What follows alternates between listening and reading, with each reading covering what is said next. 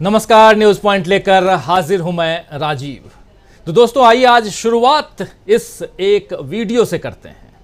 अमूमन प्रधानमंत्री सदन में आओ, सदन में आओ, सदन में आओ, सदन में आके जवाब दो, जवाब दो, जवाब दो, मणिपुर पे जवाब दो, जवाब दो, जवाब दो, जवाब तुमको देना होगा, देना होगा, देना होगा, वरना गद्दी छोड़ना होगा, छोड़ना होगा, छोड़ना होगा, जवाब तुमको देना होगा, देना होगा, देना होगा, वरना गद्दी छोड़ना होगा, छोड़ना होगा, छोड़ना होगा। प्रधानमंत्री सदन में आओ, सदन में आओ, सदन में आओ, सदन में आके जवाब दो, जवाब दो, जवाब दो, मणिपुर पे जवाब दो, जवाब दो, जवाब दो, जवाब तुमको देना होगा, देना होगा, देना होगा, वरना गद्दी छोड़ना होगा, छोड़ना होगा, छोड़ना होगा, जवाब तुमको देना होगा, देना होगा, देना होगा, वरना गद्दी छोड़ना होगा, छोड़ना होगा, छोड़ना होगा। प्रधानमंत्री सदन में आओ, सदन में आओ, सदन में आओ, सदन में आके जवाब दो, जवाब दो।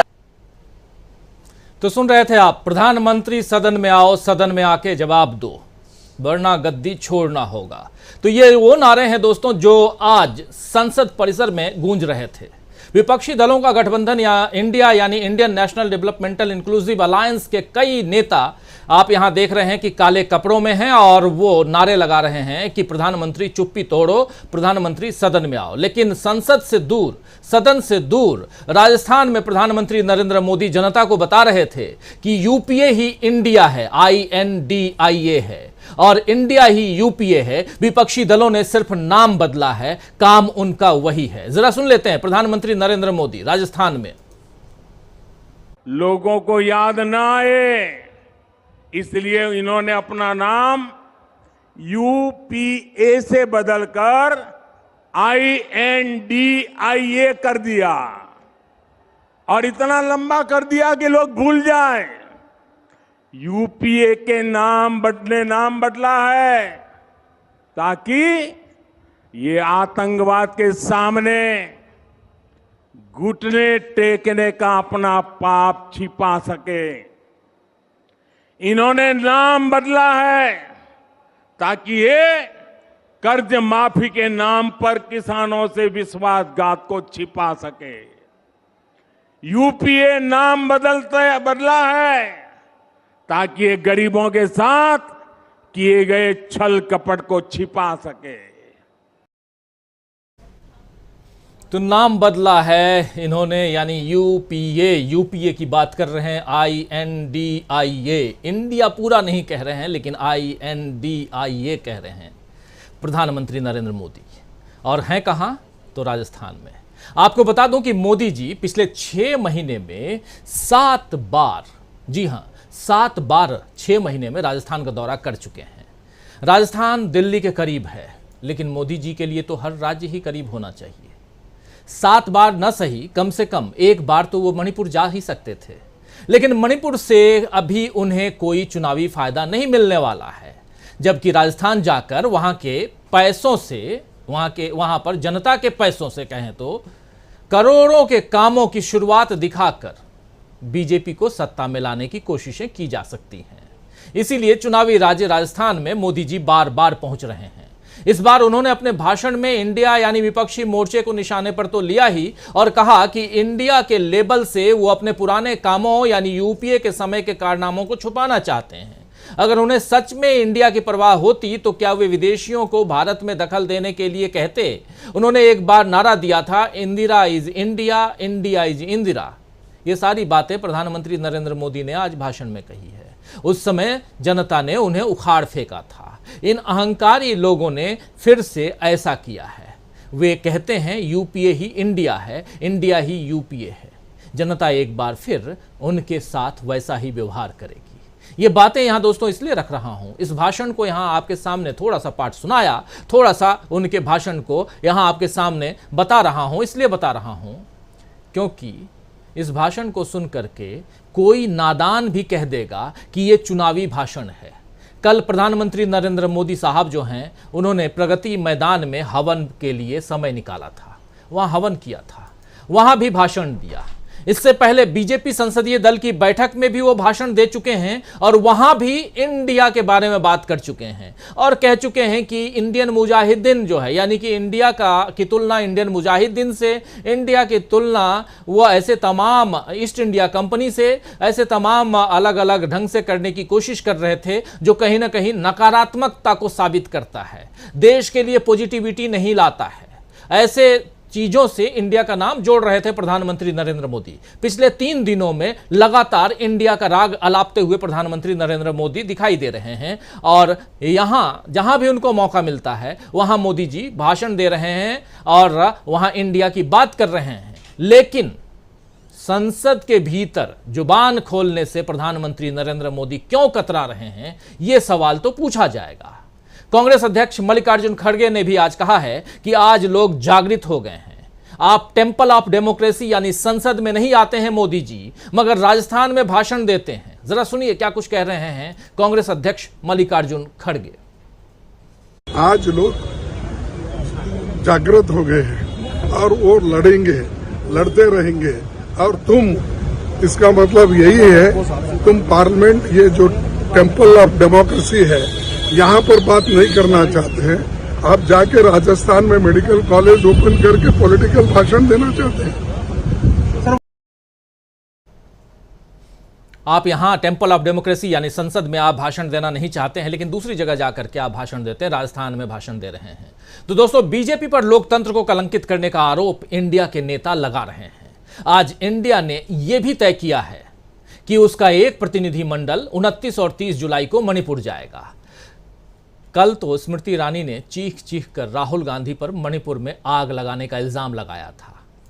आपने सुना था, ब्लड प्रेशर बढ़ जाएगा, उनका भी, हमारा भी, आपका भी, इसलिए आज नहीं सुना पा रहा हूं। कल हमारे साथी प्रोफेसर अखिल स्वामी जी ने भी कहा था कि मत सुनाइए, तो उनकी बात का भी यहां ख्याल रख रहा हूं और स्मृति ईरानी जी के उस भाषण को आप लोगों के बीच नहीं ला रहा हूं। लेकिन अब स्मृति ईरानी जी के उस इल्जाम का जो दायरा है वो दायरा शायद और बढ़ जाएगा, क्योंकि अब प्रतिनिधि मंडल के दौरे हो जाएंगे और इसके बाद वहां पर लगभग 20 प्रतिनिधि मंडल का जो के नेता जो है उसमें 20 हैं, वो वहां पहुंचेंगे 29 और 30 तारीख को। इंडिया, ये जो काले लिबास में आप देख रहे हैं, ये नेता, इनके प्रतिनिधि वहां पहुंचने वाले हैं, मणिपुर पहुंचने वाले हैं। एक राहुल गांधी पहुंचे थे तो यहां हाहाकार मच गया। अब 20 नेता पहुंचेंगे तो क्या कुछ होगा उसका अंदाजा आप लगा सकते हैं। लेकिन 20 नहीं बल्कि 200 नेताओं को, 2000 नेताओं को पहुंचना चाहिए वहां पे, 2 लाख नेताओं को पहुंचना चाहिए मणिपुर में। इसलिए क्योंकि आज ऐसे उन नेताओं, उन लोगों, उन स्वयंसेवी संगठनों की जरूरत है वहां, जो जाकर वहां उनके जख्मों पर मलहम लगा पाए। वैसे दोस्तों, संसद में विपक्ष में राहुल गांधी की आवाज की कमी जो है वो महसूस हो रही है। राहुल गांधी को मानहानि मामले में सजा के खिलाफ अपील पर अब 4 अगस्त को सुनवाई होगी। आप जानते हैं 4 अगस्त में ज़्यादा दिन नहीं है, लेकिन उससे पहले आज एक और बड़ी खबर सुप्रीम कोर्ट से आई है कि ईडी यानी एनफोर्समेंट डायरेक्टरेट, हिंदी में कहें तो प्रवर्तन निदेशालय के निदेशक साहब यानी डायरेक्टर साहब संजय कुमार मिश्रा जी का कार्यकाल फाइनली बढ़ाने की मंजूरी सुप्रीम अदालत ने आज दे दी है। अब उनका कार्यकाल यानी संजय मिश्रा जी का कार्यकाल 15 सितंबर तक रहेगा। इससे पहले इसी सुप्रीम कोर्ट ने 11 जुलाई को संजय मिश्रा के कार्यकाल को बढ़ाने के मोदी सरकार के फैसले को गलत ठहराया था और सुप्रीम कोर्ट ने कहा था यह अवैधानिक है, यह अवैध है। 11 जुलाई के फैसले के मुताबिक मिश्रा साहब 31 जुलाई को यानी कि आज से 4 दिन बाद सेवानिवृत्त हो जाते, रिटायर हो जाते, मगर अब मोदी सरकार सितंबर 15 तक उनकी सेवाएं ले सकेगी। सवाल यह है कि आखिर इस सेवा के बदले कौन सा मेवा मोदी सरकार चाहती है? क्या भारतीय प्रशासनिक व्यवस्था के हाथ अफसरों के मामले में इतने तंग हो गए हैं कि ईडी का जिम्मा संभालने के लिए कोई और योग्य अधिकारी सरकार को नहीं मिल रहा है, या फिर मोदी सरकार की योग्यता का पैमाना कुछ और ही है? क्या ईडी निदेशक के कार्यकाल का विस्तार और राहुल गांधी की सजा पर फैसला, इन दोनों के बीच कोई संबंध है, कोई रिलेशन है? ऐसे तमाम सवाल इस फैसले के बाद उठने लगे हैं दोस्तों।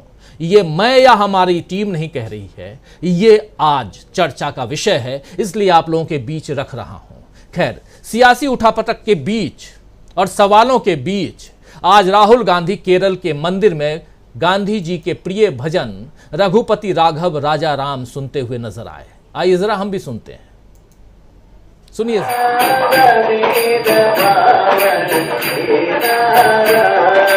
रघुपति राघव राजा पावन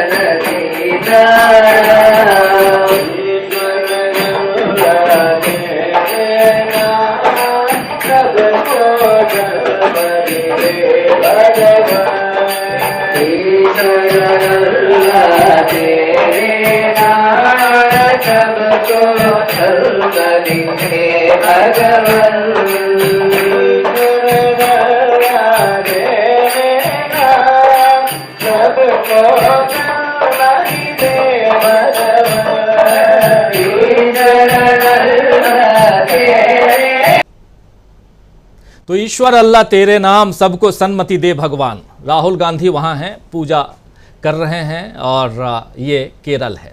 वैसे युवा कांग्रेस, इंडियन यूथ कांग्रेस जो है IYC के एक कार्यक्रम को, जो अभी 3 दिनों का कार्यक्रम बेंगलुरु में चल रहा है, उसको वर्चुअली आज राहुल गांधी ने संबोधित किया। और राहुल गांधी ने बीजेपी और RSS पर बड़ा हमला बोला है। उन्होंने कहा है कि बीजेपी और RSS को सत्ता की भूख है, सत्ता पाने के लिए ये लोग कुछ भी कर सकते हैं। सत्ता के लिए वे मणिपुर को जला देंगे, वे पूरे देश को जला देंगे। उन्हें देश के दर्द और दुख की परवाह तक नहीं है। जरा सुन लीजिए राहुल गांधी की जुबानी, वर्चुअली संबोधित कर रहे हैं बेंगलुरु में हो रहे इंडियन यूथ कांग्रेस के 3 दिवसीय कार्यशाला को संबोधित करते हुए क्या कुछ कहा राहुल गांधी ने। थोड़ी सी बात आप तक पहुंचा चुका हूं, थोड़ा उनकी जुबानी सुन लीजिए।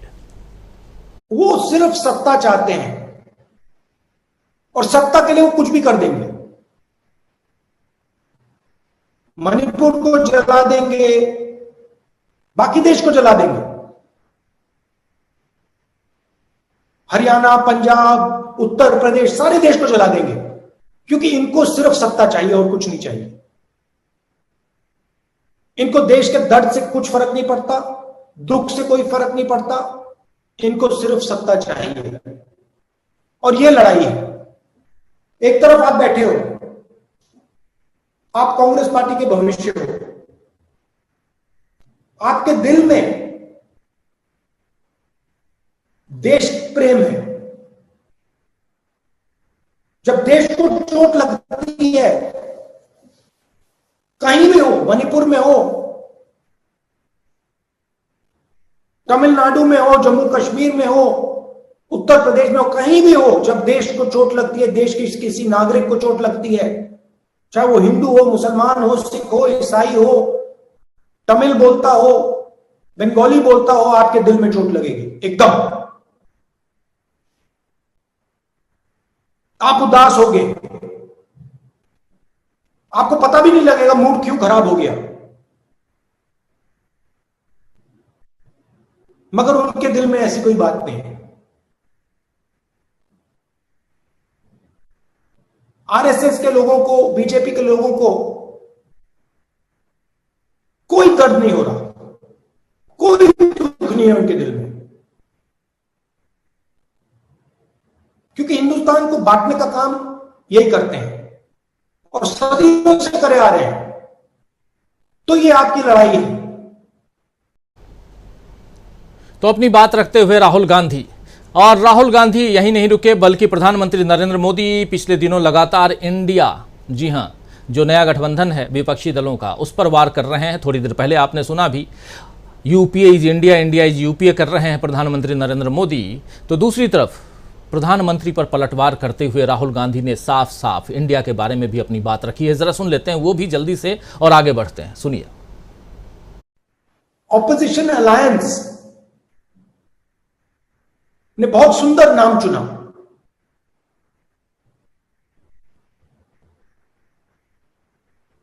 जो हमारे दिल से निकला, इंडिया। हम इंडिया हैं, और जैसे ही हमने नाम लिया, उसी इंडिया को नरेंद्र मोदी जी ने गाली देनी शुरू कर दी। उन्होंने यह भी नहीं सोचा कि मैं इस पवित्र शब्द हिंदुस्तान को गाली दे रहा हूं। घमंड है, इतना अहंकार है।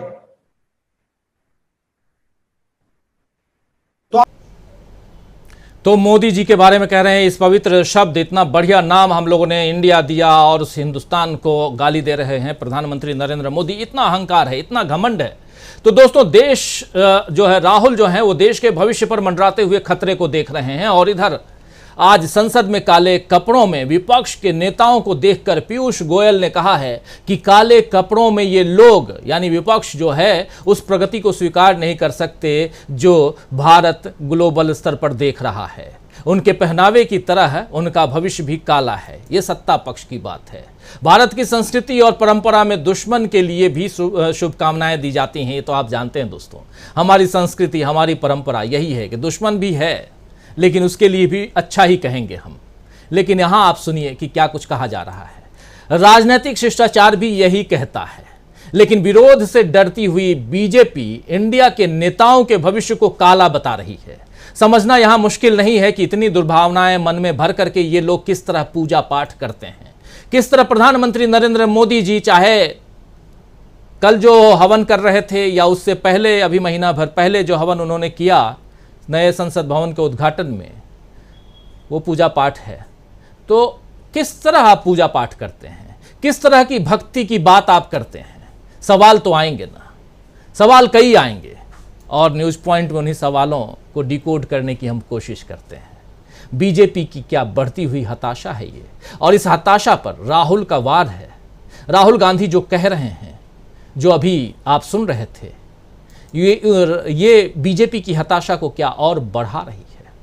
बहुत कुछ है, उन सवालों का जवाब ढूंढने की कोशिश करते हैं। चलिए, हमारे साथ कुछ बड़े साथी जुड़े हुए हैं, उन सबसे आपका परिचय करवाता हूँ। हमारे साथ इस वक्त देखिए 6 वरिष्ठ साथी जुड़े हुए हैं। हमारे साथ जुड़े हुए हैं रिटायर्ड IPS ऑफिसर हैं विजय शंकर सिंह जी, आपका स्वागत करता हूँ सिंह साहब। हमारे साथ प्रोफेसर अखिल स्वामी जी हैं, स्वामी जी आपका स्वागत है। हमारे साथ डॉक्टर प्रकाश हिंदुस्तानी जी हैं, सीधे मध्य प्रदेश से जुड़े हुए हैं, प्रकाश जी आपका स्वागत है। इधर दिल्ली से हमारे साथ जुड़े हुए हैं राहुल लाल जी, वरिष्ठ पत्रकार हैं, राहुल लाल जी आपका स्वागत है। हमारे साथ जुड़े हुए उधर छत्तीसगढ़ से डॉक्टर दीपक पाचपोर जी, और इधर दिल्ली से ही हमारे साथ जुड़े हुए हैं अमलेंदु उपाध्याय जी, आप सबका स्वागत है। स्वागत इस्तकबाल आप तमाम दोस्त साथी शुभचिंतक आप सबका जो अब तक जुड़ चुके हैं, जो जुड़ने वाले हैं। बहुत कुछ है। देखिए, दिन भर की खबरें जो होती हैं वो कितनी सारी, कितने आयाम आपके सामने खोल कर रख देती हैं। किधर किधर देखें, किस किस की बात करें, किस किस को छोड़ें, ये शाम तक लगता है कि अरे इसको भी ले लो, ईडी की खबर आ गई, चलो इसको भी ले लो। ईडी साहब के बारे में 11 जुलाई को जो कोर्ट कहता है कि ये अवैधानिक है, वही कोर्ट आज 27 जुलाई को कहता है चलिए 15 तारीख तक के लिए बढ़ा देते हैं। लेकिन लोग सवाल कर रहे हैं, ये 15 सितंबर से पहले 4 अगस्त भी है, और 4 अगस्त को राहुल गांधी की सज़ा पर सुनवाई भी है, और इसके बाद हो सकता है अगस्त के महीने में ही राहुल गांधी की सज़ा पर फैसला आ जाए, कोर्ट का फैसला, सुप्रीम कोर्ट का फैसला आ जाए। उससे ईडी का क्या संबंध हो सकता है? ये सवाल पूछ रहे हैं लोग। आप भी सोचिए क्या संबंध हो सकता है।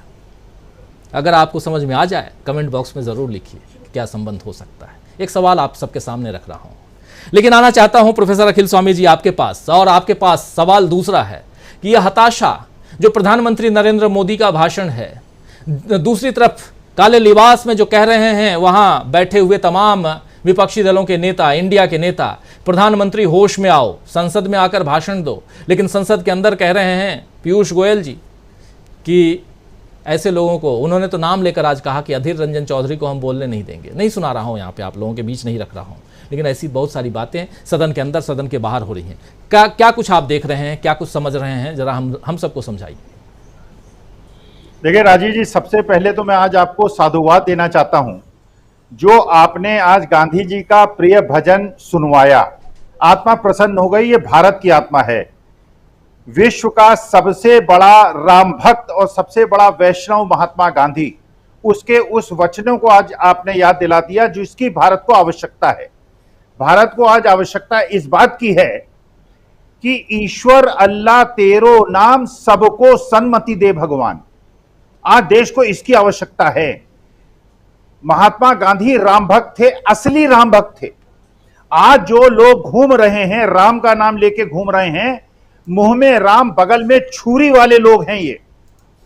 तो आज मैं तो बल्कि आपसे प्रार्थना करूंगा, आपसे निवेदन करूंगा कि रोज अपने कार्यक्रम के पहले अगर 2 मिनट जो महात्मा गांधी ये भजन सुना करते थे, अगर ये सुना दें और आपके 10 करोड़ लोग जो व्यू करते हैं 1 महीने में आपके कार्यक्रम को, इसका प्रचार प्रसार हो, आज विश्व को इसकी ही आवश्यकता है।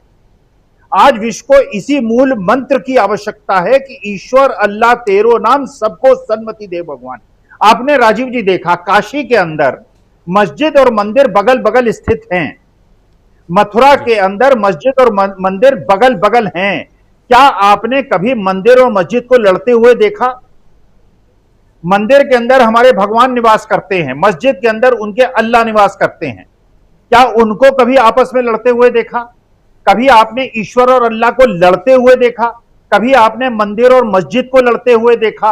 तो ये जो ढोंगी हिंदू और मुसलमान हैं, जो अपने को पाखंड को आगे बढ़ा रहे हैं, तो देश को आज आवश्यकता है महात्मा गांधी के उस मूल मंत्र की, ईश्वर अल्लाह तेरो नाम सबको, और ये भारत को अक्षुण्ण रखने का, भारत को मजबूत बनाने का मूल मंत्र है। आज मेरी एक और बात से राजीव जी आत्मा खुश हो गई। जो गहलोत साहब ने पत्र लिखा और ट्वीट किया, और उन्होंने कहा कि मैं आपके अवभगत नहीं करूंगा, आपका स्वागत नहीं करूंगा। देखिए, महाभारत के अंदर, मैं बार बार महाभारत रामायण का संदर्भ लेता हूं, लेकिन मुझे क्षमा कीजिए, मुझे लेने दीजिए। भगवान कृष्ण ने न केवल कौरवों को दंडित किया था, दुर्योधन और दुशासन को दंडित किया था, पांडवों को भी दंडित किया था, जो नारी का अपमान हो रहा था सिर झुका के बैठे थे। और आज की तारीख में वही परिप्रेक्ष्य है। जिस समय मणिपुर की बेटियों के साथ अन्याय और अत्याचार हो रहा है, जो व्यक्ति वहां जाके भाषण दे रहा है और जुमले दे रहा है, और जो मेरी देश की बेटियों की और बहनों की आवाज और चीत्कार को नहीं सुन रहा है, वो उन्हीं पांडवों की तरह है, वो उन्हीं भीष्म पितामह और कर्ण और अश्वत्थामा की तरह है, जो सिर झुका के बैठे हैं और जिन्हें बेटियों का, नारियों का चीत्कार सुनाई नहीं दे रहा है। और मैं उनको भी धन्यवाद देना चाहता हूं, जो इंडिया के रिप्रेजेंटेटिव जा रहे हैं मणिपुर के अंदर, वो वहां जाके मलहम लगाएं, वहां बैठें, मैती और कुकी और नागा, मिजोरम भी जाएं, मिजो लोगों से भी बात करें, नॉर्थ ईस्ट की जितने भी आदिवासी समूह हैं, उन आदिवासियों समूह को बीच में जाके प्रेम और सद्भाव का संदेश दें, और महात्मा गांधी का जो ये मूल मंत्र है, ये जो मूल भजन है, इसको जाके सुनाएं। हम लोगों को अपने घर में, अपने मंदिरों में, ये जो महात्मा गांधी का जो आज आपने सुना के मेरी आत्मा को प्रसन्न कर दिया, जैसे आपने कल मेरे को ब्लड प्रेशर मेरा बढ़ा दिया था, आज मेरे ब्लड प्रेशर को बिल्कुल नॉर्मल ले आए। कृपा करके उस तरह के भाषण मत सुनाया कीजिए। इस तरह की देश की आत्मा को, देश को मजबूत, ये हम लोगों का मूल कर्तव्य ये है। हम भारतवासी हैं, भारत की संतान हैं। हम हिंदू मुसलमान सिख ईसाई में लड़ाई नहीं करा सकते। अगर हम हिंदू मुसलमान सिख ईसाई में लड़ाई कराते हैं, अगर हम आदिवासियों पे अत्याचार करते हैं, दलितों पे अत्याचार करते हैं, किसी प्रकार का जाति विद्वेष करते हैं, मुझे ऐसा लगता है माननीय सुप्रीम कोर्ट ने जो निर्णय लिया है, क्योंकि जिनको एक्सटेंशन दिया है उनका नाम मिश्रा जी है, तो आज चलिए सुनील शुक्ला नहीं है, लेकिन मिश्रा और शुक्ला जी लोगों के लिए कुछ खास सुविधाएं उपलब्ध हैं, जो हम स्वामियों के लिए और बाकी शर्मा और वाजपेयियों के लिए नहीं है। लेकिन जो भी है, जो भी सुप्रीम कोर्ट का सुप्रीम निर्णय है, स्वीकार्य है। लेकिन अगर ये कोई दलित और पिछड़ा या यादव या जाट होता तो शायद इतनी कृपा न होती। लेकिन चलिए ठीक है, मिश्रा जी है, उनको बधाई। लेकिन कम से कम 1.5 महीने 2 महीने जो आपको मिले हैं, अपने कर्तव्यों का निर्वहन कीजिएगा, क्योंकि 2024 में केवल 10 ही महीने बाकी है। जी, 2024 में केवल 10 महीने बाकी हैं। बात 10 महीने की इसलिए हो रही है क्योंकि चुनाव है 2024 में, हालांकि अब मात्र 5 महीने बाकी हैं, और 5 भी नहीं, अगस्त का महीना सामने है, तो कहेंगे 4, मतलब घड़ी की सुइयां टिक टिक टिक टिक पीछे जा रही हैं, और वो 12 बजाने के लिए तैयार हैं। आना चाहता हूं, प्रशांत टंडन जी हमारे साथ जुड़ गए। प्रशांत जी, आपका स्वागत करता हूं। सीधे आपके पास आना चाहता हूं। प्रशांत जी, चर्चा में बहुत कुछ है।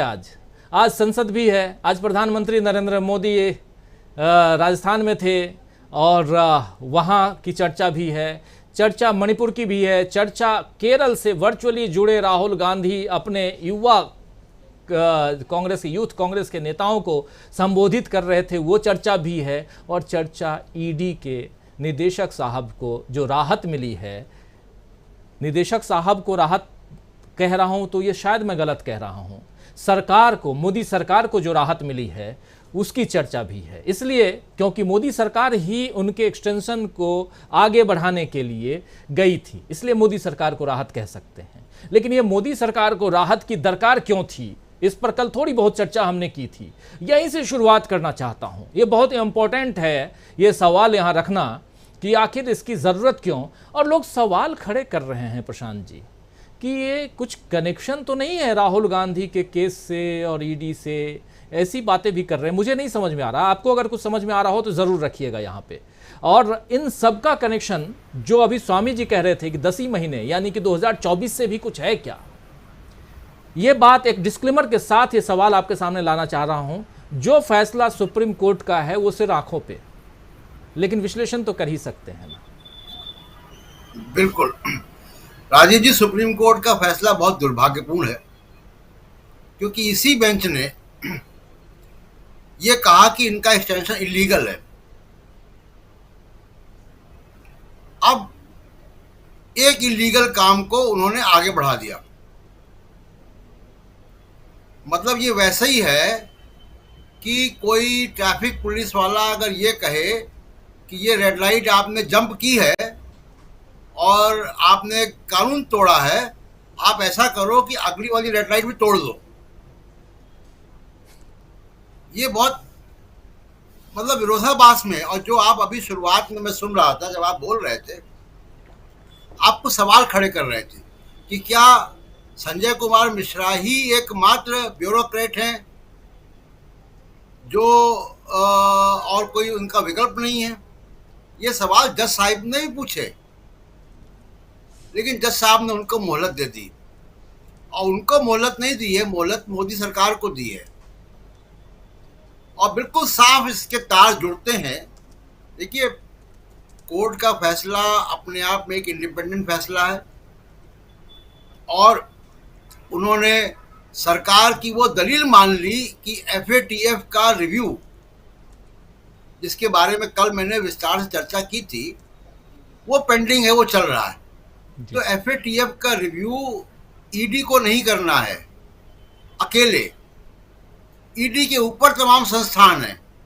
और एफएटीएफ की वेबसाइट में जाके कोई देख ले, उसमें ईडी का नाम भी नहीं है। कल मैं बता चुका हूं विस्तार से किन किन के नाम है। वो वित्त मंत्रालय का है, वो डिपार्टमेंट ऑफ फाइनेंस का है, वो रेवेन्यू इंटेलिजेंस का है, वो रेवेन्यू डिपार्टमेंट की जिम्मेदारी, वो लॉ मिनिस्टर, उसमें एजेंसीज हैं। इन सब के अधीन है, डिपार्टमेंट ऑफ रेवेन्यू का हिस्सा है ईडी। अकेले ईडी को नहीं करना है, पहली बात। दूसरी बात कि ये रिव्यू चल रहा है कई समय से और ये नवंबर तक चलेगा। तो ऐसा सुप्रीम कोर्ट करता कि पूरे अमृत काल के लिए इनको बैठा देता, वो भी नहीं किया। अब इसका सीधा सीधा जो ताल्लुक है वो राहुल गांधी के केस से जुड़ता है और ये हम देख लेंगे 4 तारीख के बाद। जो राजनीतिक गलियारों में चर्चा है वो ये है कि साहब इनको एक्सटेंशन इसलिए दिया गया है कि कोई दूसरा अधिकारी राहुल गांधी, तेजस्वी यादव, अखिलेश यादव, ये 3 लोग निशाने पर हैं और इनके खिलाफ कार्रवाई करनी है, ऐसी मंशा है। चिंतित ये केवल उत्तर भारत से हैं और इसमें संजय कुमार मिश्रा जी अपना योगदान देंगे जैसे अब तक वो देते आए हैं। क्या किया संजय कुमार मिश्रा ने? 2018 से ईडी के डायरेक्टर हैं, उन्होंने सरकारें बनाई हैं, पार्टियां तोड़ी हैं, विधायकों को खरीद फरीद करवाने में मदद की नोटिस बेच के। यही तो कर रहे हैं वो। एक पॉलिटिकल एंटिटी के तौर पे ईडी काम कर रहा है। ये बात सुप्रीम कोर्ट तक कही जा चुकी है, तमाम पब्लिक डोमेन में ये बातें हैं, तमाम डेटा है कि कितने केसेस है, कितना कन्विक्शन है, वो सब आपके प्रोग्राम में बोल चुका हूं पहले मैं जी। तो ये बड़ा एक भारत के लोकतंत्र के लिए, भारत की ब्यूरोक्रेसी के ऊपर, भारत की ब्यूरोक्रेसी की पारदर्शिता के ऊपर एक बड़ा सवाल है। आप सोचिए कि एफएटीएफ के तो और भी देश है ना, ये तो ग्लोबल फिनोमेना है जी। उस ग्लोबल फिनोमेना में क्या मैसेज जाएगा कि आपके पास कोई दूसरा अधिकारी नहीं है? क्या दूसरे देश जिनके रिव्यू हो रहे हैं, क्या वो अपने अधिकारियों को रिटायर नहीं कर रहे हैं? क्या डिपार्टमेंट ऑफ रेवेन्यू इंटेलिजेंस ने या लॉ मिनिस्ट्री ने या मिनिस्ट्री ऑफ फाइनेंस ने या डिपार्टमेंट या directorate of custom and excise ने क्या अपने अफसरों को रिटायर नहीं किया? वो भी तो रिव्यू कर रहे हैं। वो इस भाई FATF क्या है? वो मनी लॉन्ड्रिंग और टेरर फंडिंग का के फाइनेंशियल ट्रांजैक्शंस को ट्रैक करता है। मल्टीप्लिसिटी ऑफ एजेंसी उसमें लगी हुई, कई एजेंसियां लगती हैं उसमें। उसमें क्या मिश्रा जी अकेले काम कर रहे हैं? बड़े कर्मठ व्यक्ति हैं भाई, बड़ा वक्त है इनके पास कि पूरे देश की राजनीति भी आप चला रहे हैं, सरकारें भी गिरवा रहे हैं, और FATF का रिव्यू का भी सारी जिम्मेदारी आप ही के कंधों पर है। तो इनको तो बड़ा एक पुरस्कार मिलना चाहिए। बिल्कुल। तो ये पूरा जो इस कोर्ट के फैसले के राजनीतिक इम्प्लीकेशंस होंगे, और ये हम आगे आने वाले वक्त में देखेंगे।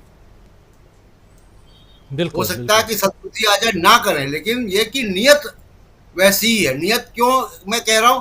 क्योंकि पिछला रिकॉर्ड ऐसा है। महाराष्ट्र की सरकार कैसे गिराई गई, कैसे पार्टियां तोड़ी गई, अभी हमने NCP को देखा, उसमें क्या रोल है ED का, ये भी हम जानते हैं। सब चीजें पब्लिक डोमेन में है। तो ये बहुत दुर्भाग्यपूर्ण फैसला है, और देश की जनता को, अपोजिशन पार्टीज को बिल्कुल कमर कस के रखनी चाहिए कि कोई ऐसा इन्फोर्समेंट डायरेक्टरेट की तरफ से सरकार के लिए कोई राजनीतिक द्वेष के साथ काम ना हो। और खासकर मैं नाम ले रहा हूं, राहुल गांधी, तेजस्वी यादव, अखिलेश यादव, राजनीतिक हलकों में ये चर्चा है।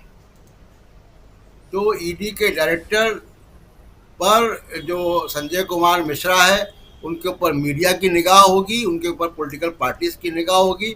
संसद का सत्र चल रहा है, नो कॉन्फिडेंस मोशन पर चर्चा हो। जी, दूसरी बात जी जो आपने जी प्रशांत जी, तो मैं बाकी बातें जो आपने कही मैं अगले राउंड पे बोलूं? बिल्कुल, अगले राउंड में उस पर भी बात करते हैं। लेकिन आते हैं जरा, राहुल गांधी की बात आप कर रहे थे, राहुल गांधी की चर्चा करते हैं, और आना चाहता हूं डॉक्टर प्रकाश हिंदुस्तानी जी आपके पास। राहुल गांधी युवाओं को कह रहे हैं कि आप कांग्रेस के, देश के भविष्य हैं, अभी सुन ही रहे थे आप, और कह रहे हैं कि लेकिन बीजेपी और RSS ने क्या कुछ किया है, मणिपुर को जला दिया, देश को जला देंगे, जो बातें, और खुलकर बातें कर रहे हैं, खुलकर अपनी बात रख रहे हैं। क्या लगता है आपको, एक तरफ राहुल गांधी का सीधा वार, सीधा हमला, दूसरी तरफ प्रधानमंत्री नरेंद्र मोदी चुनावी मोड में नजर आ रहे हैं, उनके साथी और देश के गृह मंत्री अमित शाह भी लगातार, आप मध्य प्रदेश में बैठे हुए हैं, और मध्य प्रदेश भी जब तब गृह मंत्री पहुंच जा रहे हैं। चल क्या रहा है डॉक्टर प्रकाश हिंदुस्तानी जी, सियासी खेल में क्या कुछ चल रहा है, जरा आपसे समझना चाहता हूं कि विपक्ष जो है वो तो हमलावर है, राहुल गांधी भी सीधी बात करते हैं, इधर उधर कोई लाग लपेट नहीं, सीधी बात करते हैं।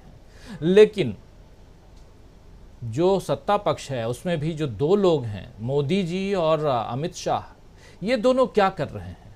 क्या राजस्थान और मध्य प्रदेश में बाजी, मध्य प्रदेश में सरकार उनकी है अभी, और उस सरकार को रिटेन करने के लिए कुछ किसी भी हद तक जा सकते हैं, और राजस्थान में बाजी पलटने की तैयारी है, क्या कुछ आप देख रहे हैं? राजीव जी, मैं तो ये कहूंगा कि वालों को, INDIA लोगों को मोदी जी का आभार मानना चाहिए, उन्हें हार फूल पहनाना चाहिए और धन्यवाद देना चाहिए। हर रोज कहीं भी हो, वे जितनी बार INDIA, UPA इसका नाम लेते हैं, इसका मतलब ये कि वो उनका प्रचार कर रहे हैं। उन्हें अपना मुख्य प्रचारक घोषित कर देना चाहिए INDIA समूह को, क्योंकि जितनी बार मोदी जी कहते हैं INDIA, आज उन्होंने राजस्थान में वही बात कही जो बात वो पहले भी कह चुके हैं। पूरे देश में उनकी इन बातों की तू तू हो चुकी है, लेकिन इसके बाद भी वे शिक्षा लेने को तैयार नहीं है और आमाद हैं कांग्रेस का और दूसरे लोगों का प्रचार करने के लिए। तो ये बहुत अच्छी बात है। आज उन्होंने फिर कहा कि वही बात कही कि यूपीए और राहुल गांधी पर उन्होंने सीधा हमला बोला। क्यों बोला? क्योंकि उन्हें राहुल गांधी से डर लगता। उन्होंने कहा कि अगर ये देशभक्त होते तो विदेश में जाके भारत पर सवाल नहीं उठाते। अरे भारत की निंदा कहाँ की। लेकिन मोदी जी ये इसलिए कह रहे हैं कि उन्हें बहुत डर है। अब वो क्विट की बात करते हैं। क्विट इंडिया के आंदोलन में कौन शामिल था? क्या अब्बा हुजूर शामिल थे या ये शामिल थे? क्या संघ शामिल था? क्या हिंदू महासभा शामिल थी? लेकिन फिर वो वही बात कहते हैं कि क्विट इंडिया देश को बचाएगा। फिर वो राजस्थान के चुनाव के पे आ जाते हैं। संसद चल रही है, मणिपुर में विद्रोह हो रहा है, मणिपुर में गृहयुद्ध जैसे हालात है, लेकिन उन्हें चुनाव प्रचार से फुर्सत नहीं है। राजस्थान जाकर कह रहे हैं कि यहाँ पेपर लीक उद्योग चल रहा है। जरा मध्य प्रदेश में बात नहीं करते, जहां मुख्यमंत्री के बारे में क्या क्या बातें कही जाती है उसके बारे में कभी वे बात नहीं करते। वे राजस्थान में बहन बेटियों पर अत्याचार की बात कर रहे हैं, लेकिन मणिपुर क्या मंगल ग्रह पे है? क्या वे मणिपुर के प्रधानमंत्री हैं? वे ये बात नहीं कहते। तो ये बहुत ही शर्मनाक लगा मुझे। और जिस बार यूपीए की माला जप, और हर बार वे कहते हैं कि कांग्रेस और सहयोगी दलों ने अपना नाम बदलकर INDIA, क्योंकि इंडिया कहने में अब उन्हें डर लगने लगा है, तो वो बार बार INDIA कहते हैं।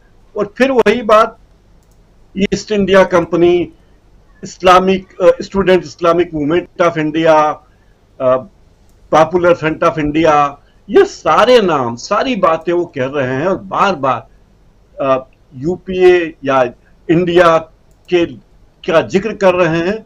इसका मतलब ये कि वे बहुत बौखलाए हुए हैं। उनके बौखलाहट का तर्क ये है कि आप प्रधानमंत्री हैं।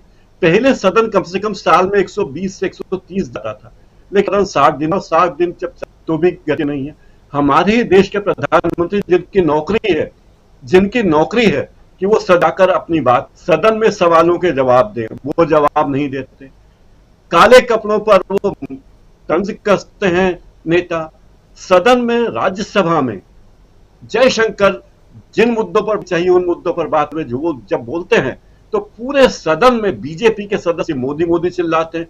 अरे जब आप अपने विदेश मंत्री की बात ही नहीं सुनना चाहते तो विपक्ष के नेताओं की बातचीत क्या सुनोगे? ये शर्मनाक दौर है सदन में। राजीव जी। जी बिल्कुल, सदन में एक शर्मनाक दौर और वाद विवाद प्रतिवाद सारी चीज़ें चलती हैं, लेकिन साथ साथ जो कुछ हो रहा है, इंडिया का प्रचार बहुत कर रहे हैं प्रधानमंत्री नरेंद्र मोदी। क्या ये घबराहट है या खुद फंस चुके हैं प्रधानमंत्री नरेंद्र मोदी और उनकी पार्टी? जरा राहुल लाल जी आपसे समझना चाहता हूं, जब से इंडिया का गठन हुआ है उसके बाद से देखिए, आए दिन जब भी भाषण देते हैं प्रधानमंत्री नरेंद्र मोदी, इतना बढ़िया ब्रांडिंग करने के लिए इससे अच्छा और क्या हो सकता है? और मोदी जी तो ऐसे भी ब्रांड एम्बेसडर हैं, कई कंपनियों के भी रहे हैं और देश के प्रधानमंत्री तो हैं ही। तो क्या ये मान लिया जाए कि अब विपक्ष को भी एक ब्रांड एम्बेसडर मिल गया है मोदी जी के रूप में?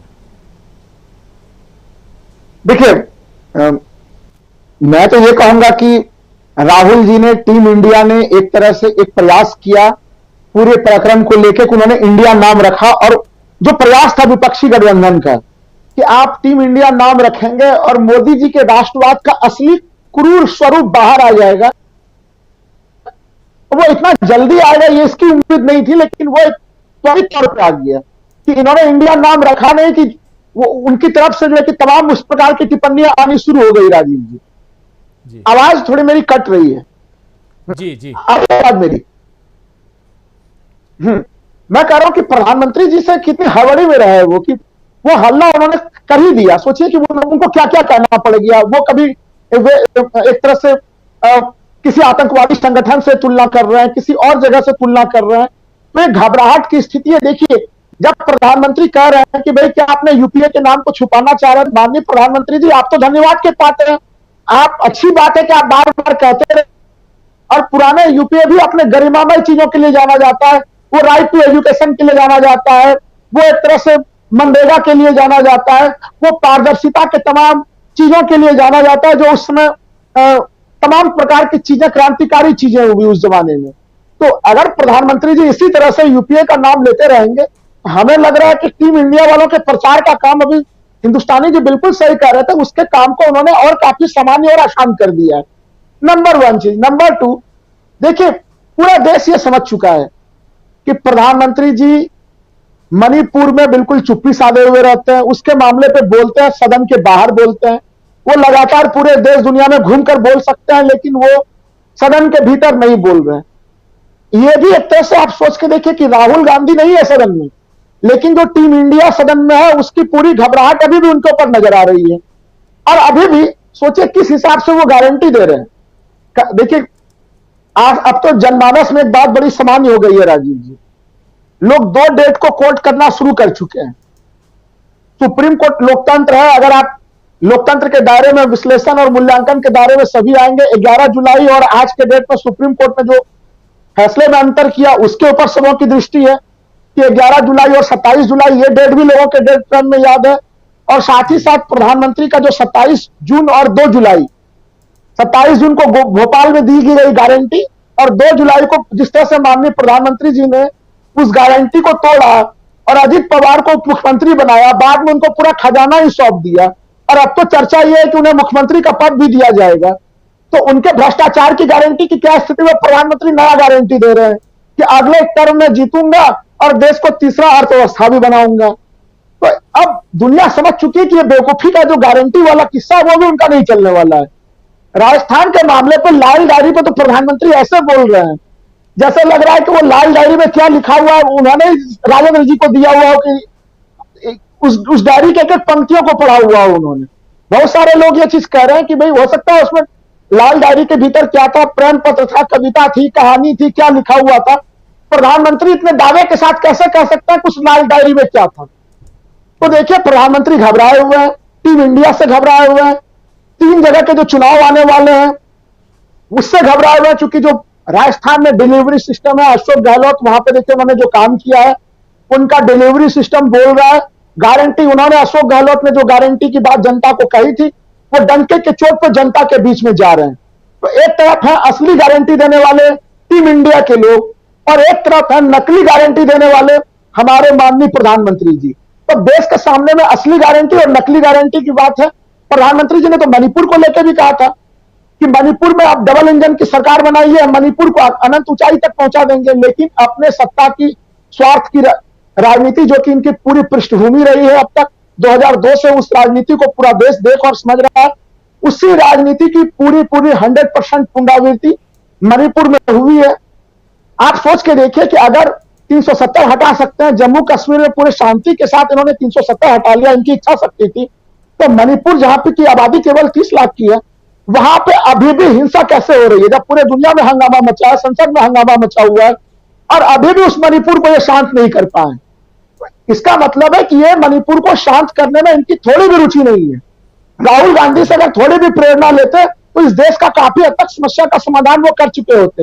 लेकिन प्रधानमंत्री जी कहते हैं ना कि विनाश काले विपरीत बुद्धि। मैं ये कह रहा हूं कि राहुल गांधी के जो चौके छक्के जो वो लगा रहे हैं टीम इंडिया की तरफ से, उसने प्रधानमंत्री जी जो तमाम रणनीति अपना रहे हैं वो अपना ही सेल्फ गोल करते चले जा रहे हैं। वो सेल्फ गोल महाराष्ट्र में भी हम लोग देख रहे हैं कि वहां पे 2-2 पार्टियों को तोड़ा, दोनों की लोकप्रियता में वृद्धि हो चुकी है। उद्धव ठाकरे की लोकप्रियता में कितनी वृद्धि हो पूरे साल भर से हम लोग देख रहे हैं।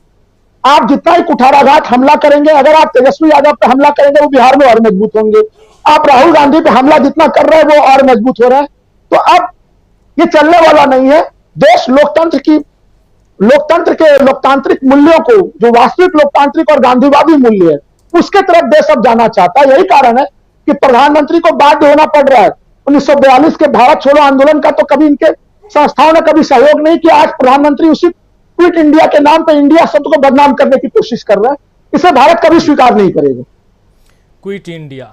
प्रधानमंत्री नरेंद्र मोदी आज कई बार इस शब्द का प्रयोग करते हुए नजर आए, गांधी जी को याद करते हुए नजर आए। प्रधानमंत्री की हम बात कर रहे हैं, लेकिन साथ साथ राहुल गांधी जो बात कहते आए हैं मणिपुर को लेकर के, उन्होंने जो बात कही थी जून महीने के लास्ट में वो गए थे मणिपुर, और ये जुलाई का अंतिम समय चल रहा है, जुलाई महीना बीतने को है और अब महीने भर बाद भी मणिपुर की हालत वैसी है। और लेकिन महिला एवं बाल विकास मंत्री कहती हैं स्मृति ईरानी कि राहुल गांधी वहाँ जाके आग लगा के आ गए। अब जब बाकी लोग जाएंगे तो क्या होगा, परिस्थितियाँ क्या सुधरेंगी या बदलेंगी, ये तो समय के गर्त में, समय के गर्त से ज़्यादा सरकार के हाथ में है। और वही चर्चा हम यहाँ कर रहे हैं कि मणिपुर पर अगर सरकार चाहती, जैसा कह रहे हैं राहुल लाल जी, कि आप 370 हटा सकते हैं कश्मीर से, जम्मू कश्मीर से, कश्मीर को 2 भाग में बांट सकते हैं, तो क्या आप मणिपुर में शांति बहाल नहीं कर सकते थे? आना चाहता हूँ डॉक्टर प्रकाश हिंदुस्तान, डॉक्टर दीपक पाचपोर जी आपके पास, माफ़ी चाहूँगा दीपक जी आपके पास। और क्या लगता है आपको, आज भी राहुल गांधी कह रहे हैं कि ये मणिपुर जला रहे हैं, ये देश जला देंगे, बहुत बड़ी बात कह रहे हैं, इस बात को किस रूप में लिया जाए, कैसे लिया जाए? एक अलार्म है ये। राजीव जी, 2 चीजें हैं। एक तो ये इनका तरीका ही है कि आप अपनी गलतियों पर बात ना करके उसकी सारी की सारी जिम्मेदारी राहुल पर डाल दें। जैसा कि इन्होंने कहा कि भाई राहुल गांधी वहां पे गए इसलिए और वो आग लगा के चले आए। ये तो बहुत शुक्र है कि ताजा ताजा इतिहास में जा रहे हैं, वरना ये तो शुरुआत करते हैं 1947 से शुरू करते हैं। तो हमें ये शुक्र मनाना चाहिए कि अभी हाल ही की बात कर रहे हैं। देखिए, सबसे बड़ी बात यह है कि इस समय ज्यादातर जो वरिष्ठ और समझदार नेता है भारतीय जनता पार्टी के, वो सारे के सारे शांत बैठ गए हैं और इस तमाम खेल से काफी दूर है। वो कोई भी अपना हाथ नहीं जलाना चाहता। अब कौन लोग हैं? वही लोग हैं जो थोड़े बहुत स्पर्धा में हैं। जैसे आप देखिए पीयूष गोयल हैं, दूसरे आप जिस प्रकार से उन्होंने आज बातें की काला कपड़ा वगैरह, भाई काला कपड़ा जो है वो ऐसा नहीं कि संसद में पहली बार काले कपड़े पहन के आए गए हैं। इसके पहले भी काले कपड़े के साथ विरोध जताने का जो परंपरा है वो अपनाई जा चुकी है और कई बार तो विरोधी दलों के द्वारा कांग्रेस के खिलाफ भी अपनाई जा चुकी है। तो इस तरीके की बात करना, दरअसल पीयूष गोयल का देखिए ऐसा है कि पीयूष गोयल एक ऐसे व्यक्ति हैं इस पूरे भारतीय जनता पार्टी की सरकार में कि जो भाजपा की जो दोहरी नीति है जिसको हम कह सकते हैं, तो उसके वो एक आदर्श पुरुष है। उनमें सारी चीजें हैं। जितने ये लोग सारे के सारे विदेशी संस्थानों को गाली देते हैं, आप देखिए कि पीयूष गोयल मुंबई के डॉन बॉस्को में पढ़े हुए हैं जो वहां का क्रिश्चियन स्कूल है। ये कहते हैं वंशवाद और परिवारवाद। इनके पिताजी जो हैं वेद प्रकाश गोयल जी, वो जो जहाज रानी मंत्री रहे वाजपेयी जी के समय में, इनकी माता जी चंद्रकांता गोयल माटुंगा से 3 बार वहां से वो ये हुई हैं। उसके बाद बैकडोर एंट्री के रूप में ये स्वयं कोई चुनाव जीतने की बहुत स्थिति में थे, इसलिए उसको राज्यसभा से लाया जाता है, क्योंकि इनके पिताजी की और अटल बिहारी वाजपेयी जी की बड़ी पुरानी मित्रता थी, तो इसलिए जो है उसको ये किए जा रहे हैं। फिर ये कहते हैं हर किसी को, जो भारतीय जनता पार्टी के लोग, आरएसएस के लोग, कि हमारे गुरुकुलों को खत्म कर दिया गया, ये किया गया। इनके 2 बच्चे हैं, मतलब थोड़ी सी व्यक्तिगत बातों पे जा रहा हूं लेकिन वो सब कुछ पब्लिक डोमेन में, इससे बात करने में कोई दिक्कत नहीं है। इनके 2 बच्चे हैं, एक ध्रुव और राधिका। ये दोनों ने हार्वर्ड विश्वविद्यालय से ही इन्होंने वो किया हुआ है, वहां से डिग्रियां ली हैं और अमेरिका में ही बस गए हैं। तो जो आप भारतीय संस्कारों की बात करते हैं, भारतीयता की बात करते हैं, उसको किस तरीके से दोहरा जीवन जो है बीजेपी और आरएसएस के लोग जीते हैं, इसको अगर एक व्यक्ति के रूप में आपको पेश करना होगा तो ये टोटल पैकेज है पीयूष गोयल। तो उन्होंने इस तरीके की जो बातें की, आश्चर्य की बात है कि कैसे ये उस लेवल तक जा रहे हैं। इनको दरअसल लोकतंत्र क्या होता है इसका पता ही नहीं है। दूसरी बात, राहुल गांधी वाली जो बात है, उन्होंने एक शब्द कहा अपने भाषण में, बड़ा मार्के का है और वो संकेत कर रहा है कि आने वाले चुनाव में क्या होने जा रहा है। उन्होंने कहा कि आप लोग कांग्रेस का भविष्य हैं। देखिए, मुझे ऐसा लगता है कि इस समय बड़े पैमाने पर युवा लोगों को चुनाव में भी उतारा जाएगा और उन्हें बड़ी जिम्मेदारियां भी दी जाएंगी। पिछले कुछ समय से आप देखिए, ये जो कोरोना काल के दौरान जो बीवी श्रीनिवास है उसने बड़ा बेहतरीन काम किया युवाओं में। दूसरी बात, अभी कुछ समय पहले जो है राहुल गांधी ने जो यात्रा निकाली थी, भारत छोड़ो यात्रा, आप उसमें देखिए, उसमें युवा वर्ग बहुत बड़े पैमाने पर उनकी ओर आकर्षित हुआ था। बड़े पैमाने पर, स्वाभाविक रूप से लंबी यात्रा बहुत सारे लोग नहीं करते, लेकिन जो युवा लोग उनके साथ लगातार चले। दूसरी बात, और अभी आप देखिए प्रवक्ताओं की जो टीम है कांग्रेस की, वो सारी की सारी जो है वो 2nd और 3rd रैंक की जो लीडरशिप है वो ग्रो हो रही है। इसी के पैरेलली मुझे ऐसा लगता है कि जहां जहां कांग्रेस की सरकारें हैं राज्यों में, वहां भी युवा जो है बड़ी भूमिका निभाएंगे। छत्तीसगढ़ में भी कल एक बहुत बड़ा कार्यक्रम हुआ, जो युवा लोग कांग्रेस से जुड़े हुए हैं, और उसमें भी स्पष्ट किया गया है कि आने वाले चुनाव में इसी साल जो होने जा रहे हैं छत्तीसगढ़ के, उसमें भी युवाओं को बड़ी जिम्मेदारी दी जाएगी और नए चेहरे भी उतारे जाएंगे। तो राहुल गांधी का ये जो कहना है वो एक इशारा है, और ऐसा लगता है कि नए चेहरे भी दिखेंगे, नई तरह की राजनीति भी दिखेगी, और ये भी एक घबराहट का कारण हो सकता है। कारण ये है कि भारतीय जनता पार्टी में इसका ठीक विपरीत नेतृत्व विकास का कार्यक्रम लगभग खत्म हो गया है, लगभग खत्म। मतलब उसमें बहुत सारे जो सीनियर लीडर्स हैं वो भी कोने में बैठा दिए गए हैं, तो दूसरे और तीसरे दर्जे के जो लीडरशिप है वो तो कहीं भी हमको नजर नहीं आती। जो भारतीय जनता पार्टी या आरएसएस के साथ अपना जुड़ा हुआ जो दिख रहा है थोड़ा बहुत, वो वही है जो जुलूस निकालता है, रामनवमी के समय जुलूस निकालता है या इधर उधर जो हुल्लड़ कर रहा है, वो सब अपने आप को समझ रहा है कि हम भारतीय जनता पार्टी और आरएसएस के लोग हैं, लेकिन लीडरशिप में उनकी कोई जगह नहीं है। तो जो कंट्रास्ट पैदा हो रहा है भाजपा के अगेंस्ट कांग्रेस में, एक लंबे समय बाद युवा लोगों की बयार आने वाली है, ऐसा मुझे लगता है। आपको याद होगा लगभग 11-12 साल पहले, 10 साल पहले की बात है, राहुल गांधी ने लगभग 600 युवाओं की टीम जो है वो लेके आए थे। दुर्भाग्य ये रहा कि उन 600 युवाओं को व्यक्तिगत इंटरव्यू किए गए और लोगों से बात करके एक थिंक टैंक के नाम से बनाया जाना था। लगभग 8-10 साल पहले की बात है, मुझे एग्जैक्ट पता नहीं, लेकिन वो सब मिल जाएगा सर्च में। वो युवाओं की टीम का क्या हुआ ये आखिर तक पता नहीं चला। वो कांग्रेस की एक बहुत बड़ी भूल थी। अगर 8 से 8-10 साल पहले अगर उनको ले आते कांग्रेस के लोगों को, तो आज कांग्रेस के पास एक ऐसा सशक्त एक लीडरशिप रहती जो इन लोगों का मुकाबला कर सकती थी। आपको याद होगा रतलाम की एक लड़की थी साउथ इंडियन, उसको राहुल गांधी ने टिकट दिया, वो जीत कर आ गई थी। मैं उसका नाम भूल रहा हूं, शायद सुब्रमण्यम या ऐसा कुछ नाम था उस लड़की का। बेहतरीन लीडर। ऐसे बहुत सारे लीडर जो हैं अब वापस अट्रैक्ट हो रहे हैं कांग्रेस की ओर। तो मुझे ऐसा लगता है कि राहुल गांधी ने आज जो वर्चुअल जो एड्रेस किया है, ये शायद एक संकेत ये है कि नए तरीके से जो है कांग्रेस को, उसकी जो युवा पंक्ति है उसको गैल्वेनाइज किया जाएगा और उसको प्रेजेंट किया जाएगा।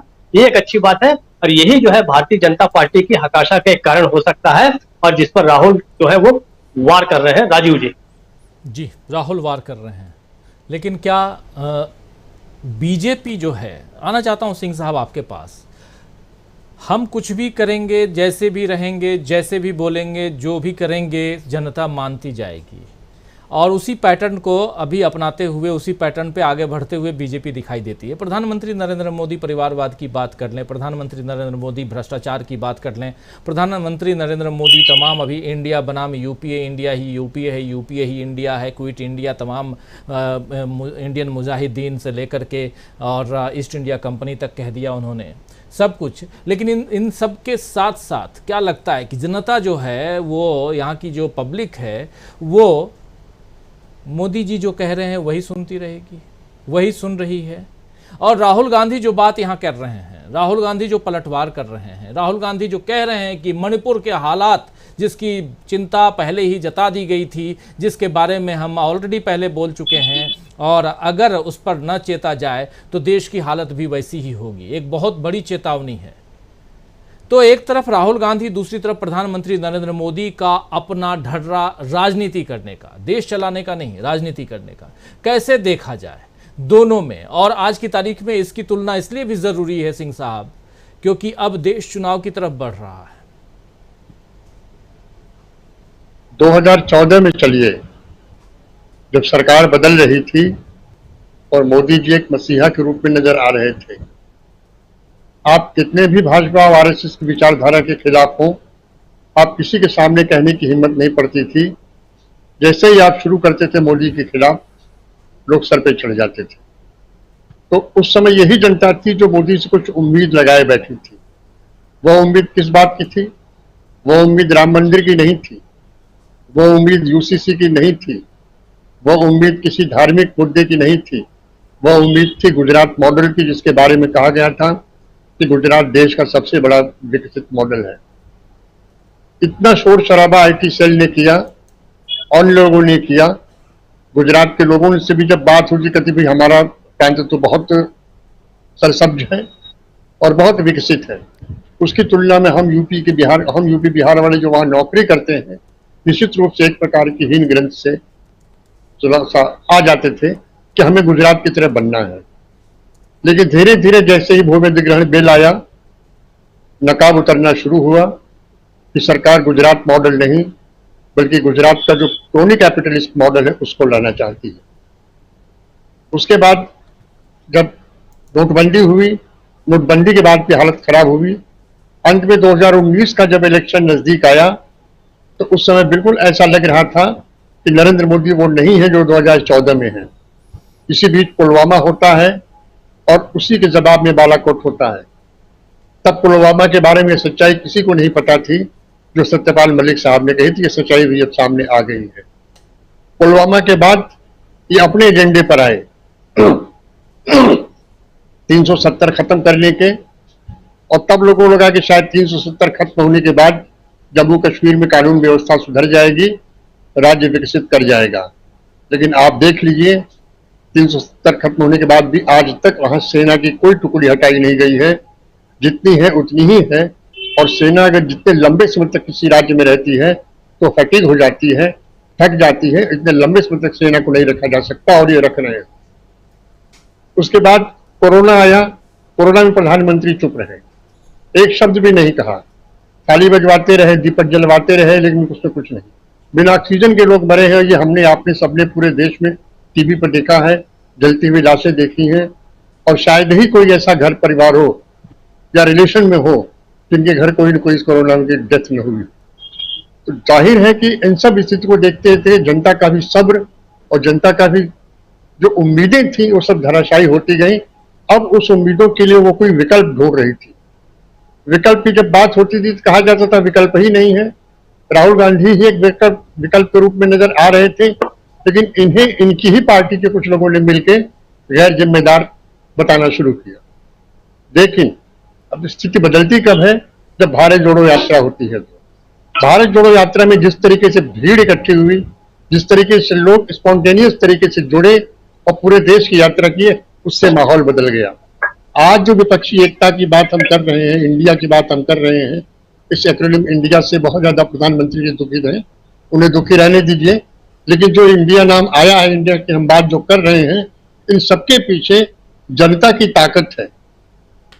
विपक्षी पार्टियां भी ये बात समझ गई हैं कि जनता किधर है। आप देखिए 1971 में, प्रशांत जी मुझे करेक्ट करेंगे अगर मैं गलत कर रहा हूं, क्योंकि बहुत ज्यादा मैं कोई पॉलिटिकल एनालिस्ट नहीं हूं, लेकिन 1971 में अटल बिहारी वाजपेयी, संयुक्त समाजवादी पार्टी के बड़े बड़े नेता, मधुली महर, राजनारायण, ये सारे बड़े बड़े नेता किधर थे? ये इंदिरा गांधी के खिलाफ थे। ये सब चुनाव हार गए और 71 में इंदिरा गांधी की जबरदस्त जीत हुई थी, केवल इसलिए कि दो कार्यक्रम ऐसे आ गए थे, राजाओं का प्रीवी पर्स का खात्मा और बैंकों का राष्ट्रीयकरण। एक उम्मीद जगा दी गई, एक उम्मीद जग गई थी। अब आइए 77 पर यही इंदिरा गांधी खुद पराजित हो गई, संजय गांधी पराजित हो गए और यूपी बिहार से एक सीट भी नहीं मिली। कारण जनता की सारी उम्मीदें धुल गई थी और वो इनसे नाराजगी हो गई थी। 80 में फिर इन्हीं की वापसी होती है। तो नेता महत्वपूर्ण होता है, पार्टी महत्वपूर्ण होती है, लेकिन इन सबको जो बनाता है वो जनता बनाती है और जनता महत्वपूर्ण होती है। आज अचानक राहुल गांधी क्यों प्रासंगिक हो गए हैं? क्योंकि लोग देख रहे हैं कि चाहे बरसता हुआ पानी हो, गिरती हुई बर्फ हो, तपती हुई धरती हो, ये आदमी लगातार चल रहा है, अपनी बात कह रहा है। और जो जो बात कह रहा है, आप ध्यान दीजिए, नोटबंदी के बारे में जो इसने कहा, कोरोना के बारे में जो इन्होंने कहा, मणिपुर और नॉर्थ ईस्ट के बारे में 1 साल पहले जो इन्होंने कहा, आज वो सब सच होता दिखाई दे रहा है। और जनता ये भी देख रही है कि मणिपुर में आग लगी है और आप राजस्थान में जो है पेपर लीक के मामले बता रहे हैं।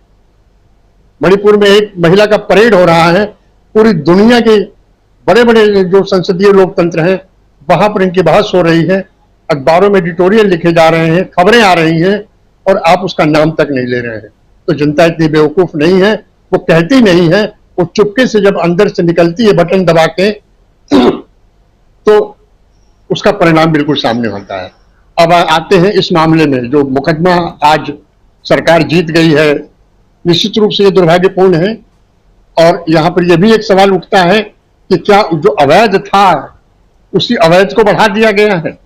लेकिन मैंने जो प्रोसीडिंग देखी सुप्रीम कोर्ट की एक वेबसाइट के थ्रू, उनके लिंक एक मित्र ने मुझे भेजा था, मैं उसको देख रहा था, तो जिस तरह की बातचीत अंदर चल रही थी उससे मुझे ये लगा कि सरकार का ज्यादातर जोर यही था कि FTFA पर। हालांकि FATF का ऐसा कोई जोर नहीं है, उसमें निश्चित रूप से सारा काम रेवेन्यू सेक्रेटरी का है, इकोनॉमिक अफेयर सेक्रेटरी का है, फाइनेंस सेक्रेटरी का है। इन सब अंतर्राष्ट्रीय या राष्ट्रीय मीटिंग्स में पुलिस के DG बुलाए जाते हैं, लेकिन बोलता होम सेक्रेटरी ही है। वो उनको सिर्फ डॉक्यूमेंट्स देते हैं, उनसे न कोई पूछता है, न उनको उनसे कोई न वो बोलते हैं। ये काम गवर्नमेंट के सेक्रेटरी का, जो गवर्नमेंट की तरफ से होता है, जो मैं अमूमन जो प्रक्रिया वो मैं बता रहा हूँ। और ईडी तो उसमें एक पार्ट है, सीबीआई है, एनसीबी है, तमाम चीजें हैं, और इन्हीं ईडी से पूछ लीजिए यदि ये महोदय इतने ही महत्वपूर्ण हैं और एफएटीएफ की इतनी ही ज्यादा इन्हें चिंता है, तो 20,000 करोड़ रुपए का मनी लॉन्ड्रिंग करके जो अडानी साहब यहाँ निवेश लाए हैं, उनके बारे में इन्होंने क्या एक पन्ने की फाइल भी खोली है? इनकी हिम्मत नहीं कि उसकी फाइल खोल दें। और मैं आपको ये बता दूं कि अफसरों को लगता है कि सरकार उसके साथ है, नेता उसके साथ हैं, बड़ी दुर्गत होती है। जब सत्ता बदलती है तब भी दुर्गत होती है, जब आप इसी सत्ता के काबिल नहीं रहते तब भी दुर्गत होती है। इसलिए होशियार अफसरों का कहना रहता है कि वो अपना काम उस तरीके से कहते हैं जो कायदे कानून करता है। तो मैं समझता हूं कि जनता बहुत जागरूक हो गई है, और जनता की जागरूकता ही मोदी जी की हताशा का मुख्य कारण है और राहुल को वार कर रहे हैं। अब काले कपड़े पर 1-2 मिनट सुन लें। काला कपड़ा विरोध का प्रतीक है। भारत में लोकतंत्र में जिस सिविल नाफरमानी जिसका डॉक्टर लोहिया नाम देते थे, या लोकतंत्र में जो सभी ने अवज्ञा आंदोलन, सत्याग्रह, ये सारे नाम गांधी जी के उसी परंपरा से निकले जो उन्होंने दक्षिण अफ्रीका में शुरू किया था। तो ऐसी स्थिति से आरएसएस को गांधी जी से और गांधी की विचारधारा से जरा सी भी मोहब्बत नहीं है, बल्कि उन्हें नफरत है। इसके में उल्टा जाना चाहते हैं। आज तक मैं पूछता हूं, आप ये बता दें कि आरएसएस और भारतीय जनता पार्टी के लोगों ने जनता के मुद्दे को लेकर, रोजी रोटी, शिक्षा, स्वास्थ्य मुद्दे को लेकर कितना आंदोलन किया होगा? ये राम मंदिर पे आंदोलन करेंगे, ये ज्ञानवापी पे आंदोलन करेंगे, ये लब जिहाद पे आंदोलन करेंगे, ये गौरक्षा पे आंदोलन करेंगे, ये महंगाई पे आंदोलन नहीं करेंगे, ये यौन शोषण के खिलाफ नहीं बोलेंगे। और सबसे बड़ी बात, इनका कोई आर्थिक एजेंडा ही नहीं है। भारतीय जनता पार्टी की किसी भी मीटिंग में कोई आर्थिक एजेंडे पर बहस नहीं होती है, एक भी आर्थिक पत्र नहीं पढ़ा जाता है। उन्हें इससे कोई मतलब नहीं है। उन्हें मतलब है भावुकता भरा भाषण देना, भावुकता फैलाना, तरह तरह के एक्रोनिम, प्रधानमंत्री तरह तरह के नाम गिनाते थे, stand up India, startup India, और जब एक बार इंडिया आ गया तो बौखला गए, और इतनी हिम्मत भी नहीं है कि उस सदन के अंदर आ सके। यही प्रधानमंत्री जी काशी कॉरिडोर के समय गंगा में काला कपड़ा पहन के स्नान कर रहे थे, तब भी लोगों ने, बनारस के लोगों ने कहा कि कोई डामर तंत्र है। हो सकता है डामर तंत्र हो, मुझे बहुत ज्यादा तंत्र की जानकारी नहीं है। काला कपड़ा पहन कर रहे थे, तो काला कपड़ा जिस प्रकार एक तंत्र में पहना जाता है, उसी प्रकार काला कपड़ा एक विरोध में पहना जाता है। काले झंडे दिखाए जाते हैं, काले कपड़े पहने जाते हैं, और इसको पीयूष गोयल ये कह रहे हैं। और पीयूष गोयल के बारे में तो आप सुन ही चुके हैं, प्रकाश जी बता ही रहे थे, मैं बहुत ज्यादा नहीं जानता। तो मेरा यही कहना, यही कह के मैं अपनी बात खत्म करूंगा कि निश्चित रूप से आप प्रधानमंत्री जी की बॉडी लैंग्वेज देखिए और उनके भाषण ध्यान से सुनिए, उसको आप स्किप मत करिए, आप सुनिए, मैं सुनता हूं। ये उनकी हताशा साफ साफ दिखता है, और राहुल का आत्मविश्वास भी आपको दिखता है। वो जहां भी बोलते हैं, सबको पता है कि 4 तारीख को पता नहीं क्या होगा, एक अनिश्चय की स्थिति है। हमको भी वो अनिश्चय लगता है, आप सबको भी लगता है कि क्या पता नहीं क्या होगा, इस पार या उस पार होगा। लेकिन इस अनिश्चय की जरा सी भी छाया राहुल के चेहरे पे, उनके बॉडी लैंग्वेज पे, उनकी बात पे नहीं आ रही है। तो ऐसे में मोदी हताश न होंगे तो क्या होंगे? जी जी जी, बिल्कुल बिल्कुल। हाँ, एक हताशा है जो हम लिख भी रहे हैं, बीजेपी की बढ़ती हताशा। बीजेपी मतलब सब कुछ, बीजेपी मतलब मोदी जी भी, बीजेपी मतलब अमित शाह भी। ये सब हताश क्यों हैं?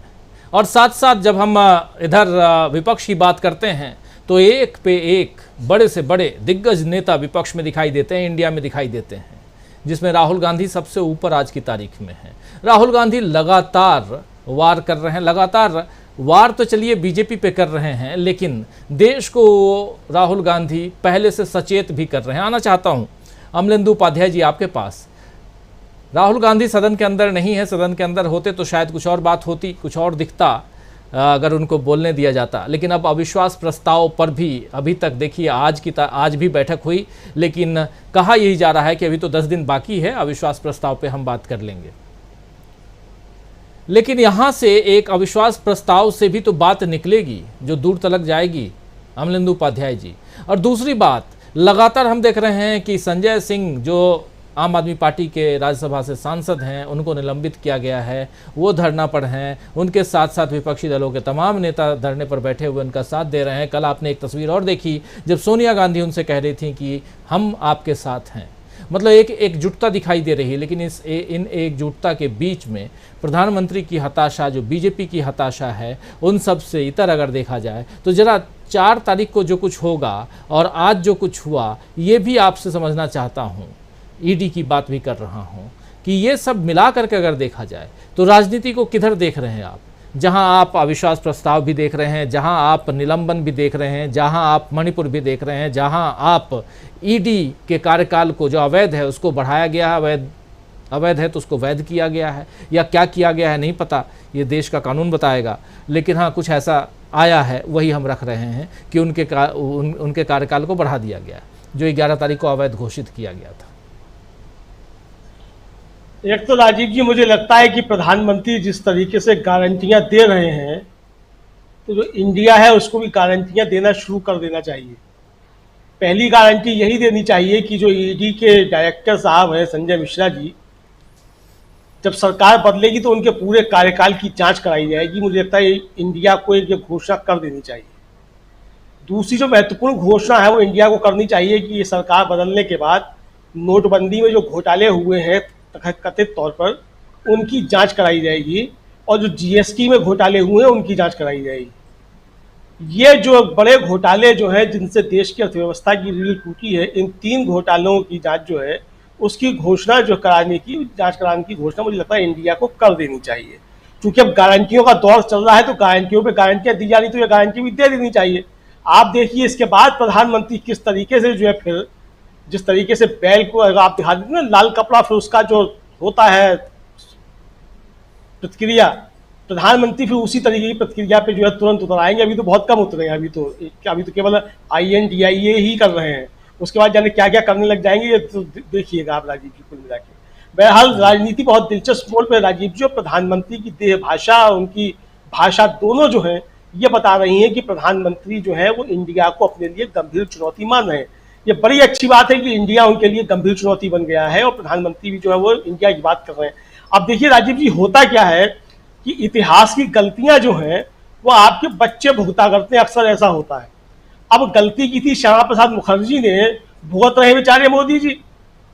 अब श्यामा प्रसाद मुखर्जी अगर भारत छोड़ो आंदोलन में शामिल हो लिए होते, सावरकर अगर भारत छोड़ो आंदोलन में शामिल हो लिए होते, मुस्लिम लीग के साथ सरकार में शामिल ना हुए होते, तो आज मोदी जी को क्विट इंडिया की याद करने की आवश्यकता नहीं पड़ती।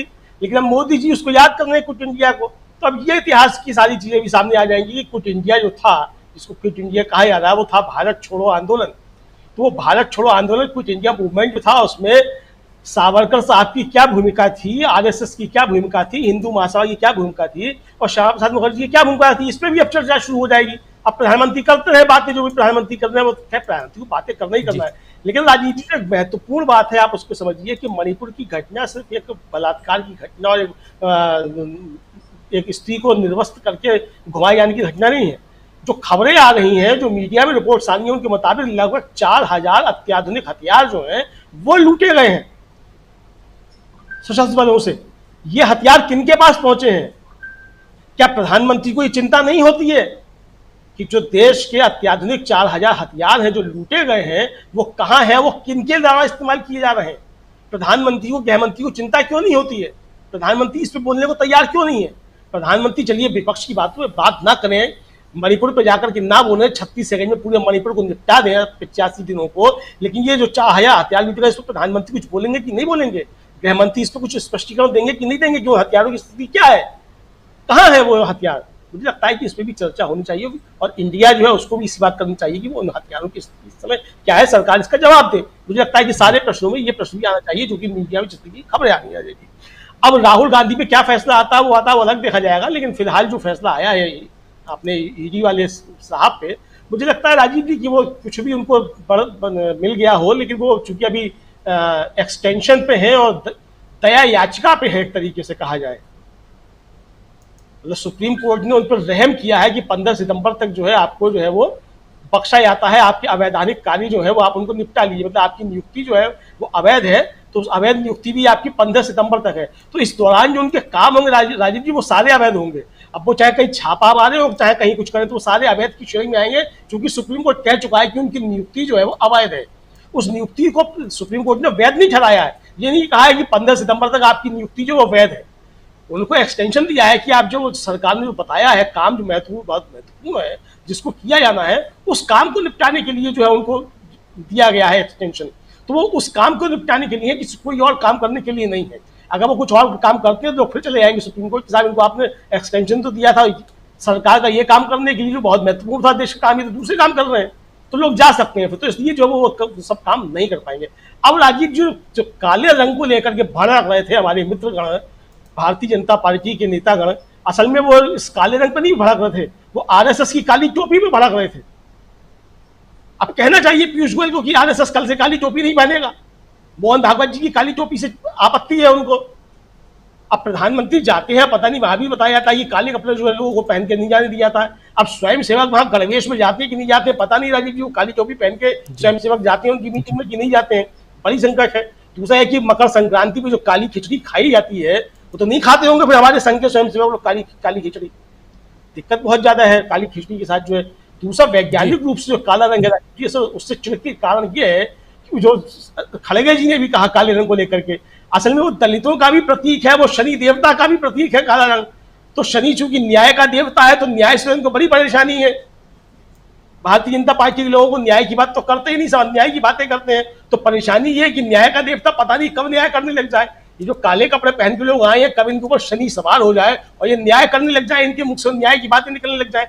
तो काले रंग को देख करके भारतीय जनता पार्टी का बिदकना जो है वो शनि देवता को देख कर बिदकना जैसा होता है वैसा ही बिदकना है राजीव जी, इसके अलावा और कुछ नहीं है। और एक जानकारी और ले दूं कि दीपक जी जो कह रहे थे वो मीनाक्षी नटराजन है, मंदसौर से 2009 से 2014 तक जो थी वो लोकसभा सदस्य रही है और इंदौर में पढ़ी हैं अहिल्याबाई डिग्री कॉलेज से। जी बिल्कुल, युवा नेत्री थी और राहुल गांधी की टीम की कही जाती थी मीनाक्षी नटराजन। पिछले दिनों काफ़ी दुखी भी थी कांग्रेस खुद अपनी पार्टी से, जैसे बाकी लोग दुखी थे। लेकिन इस वक्त कांग्रेस रिवाइव हो चुकी है और आप लोग देख रहे हैं कि युवाओं की टीम भी बहुत मजबूती के साथ कांग्रेस की आगे बढ़ रही है। 3 दिनों का जो कांग्रेस का अधिवेशन चल रहा है, युवा कांग्रेस का, यूथ कांग्रेस का, उसको संबोधित कर रहे थे राहुल गांधी आज। और वहाँ पर जो उन्होंने बात की है बहुत पते की बात कांग्रेस के हिसाब से, देश के हिसाब से उन्होंने की, जिसका 2 भाग छोटा छोटा आप लोगों के बीच हम रख रहे थे उस समय, और वो भी आपने सुना। एक जिस पे वो मणिपुर की बात कर रहे हैं, बीजेपी आरएसएस की बात कर रहे हैं राहुल गांधी, और दूसरी बात इंडिया को लेकर के कि इतना सुंदर नाम है जो हम लोगों ने रखा है, भारत या हिंदुस्तान जो भी कह लीजिए। और ज़रूर आप चाहे INDIA कहिए, चाहे आप कुछ और कह लीजिए, जैसे कहना हो कहिए, लेकिन पूरा का पूरा नाम इंडिया ही होगा। आज न कल आपको इंडिया कहना ही होगा।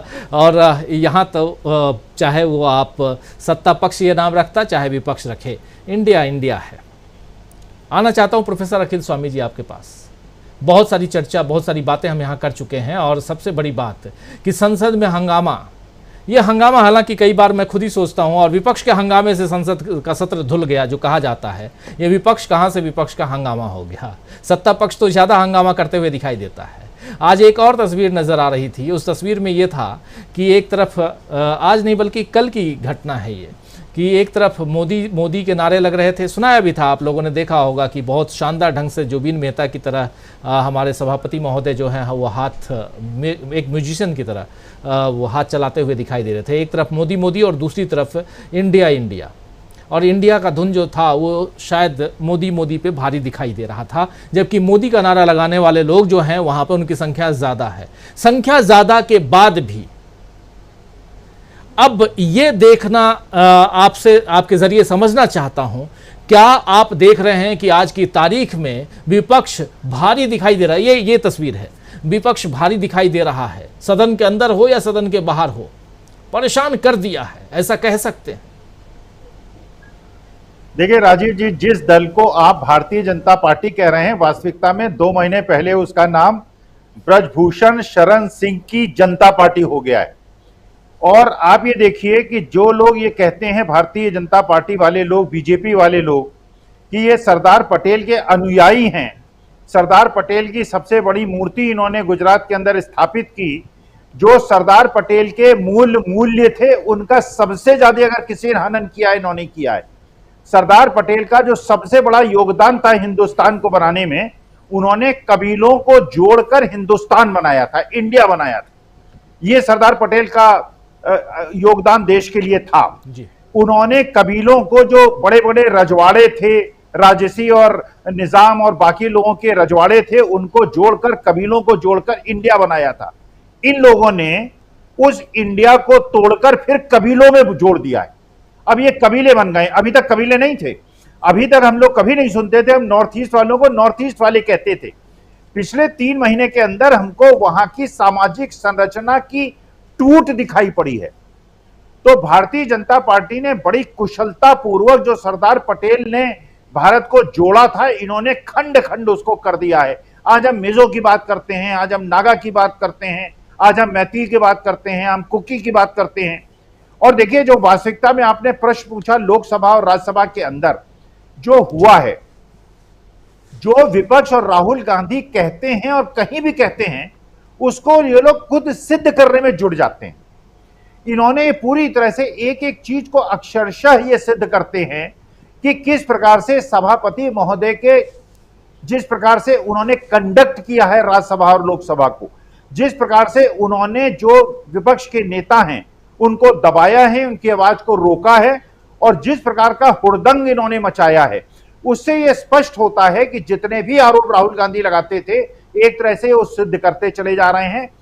तो देश को जिस प्रकार से बड़ी मुश्किल से 70-75 साल में, चाहे वो खान अब्दुल गफ्फार खां हो, चाहे महात्मा गांधी हो, चाहे ये जितने भी हमारे स्वतंत्रता संग्राम सेनानी थे और आजादी के बाद जिन्होंने पसीना बहा के इस देश को एकजुट किया है, उस सारे पसीने की, खून पसीने की जो कमाई थी, देश को एकजुट करने की प्रयास था, उसको इन लोगों ने खंड खंड कर दिया है। और मुझे ऐसा लगता है 2024 के बाद जो भी सत्ता में आए, मैं उससे देखिए 3 प्रतिज्ञा चाहता हूं राजीव जी, इसे अन्यथा न लें, किसी व्यक्ति से न जोड़ें।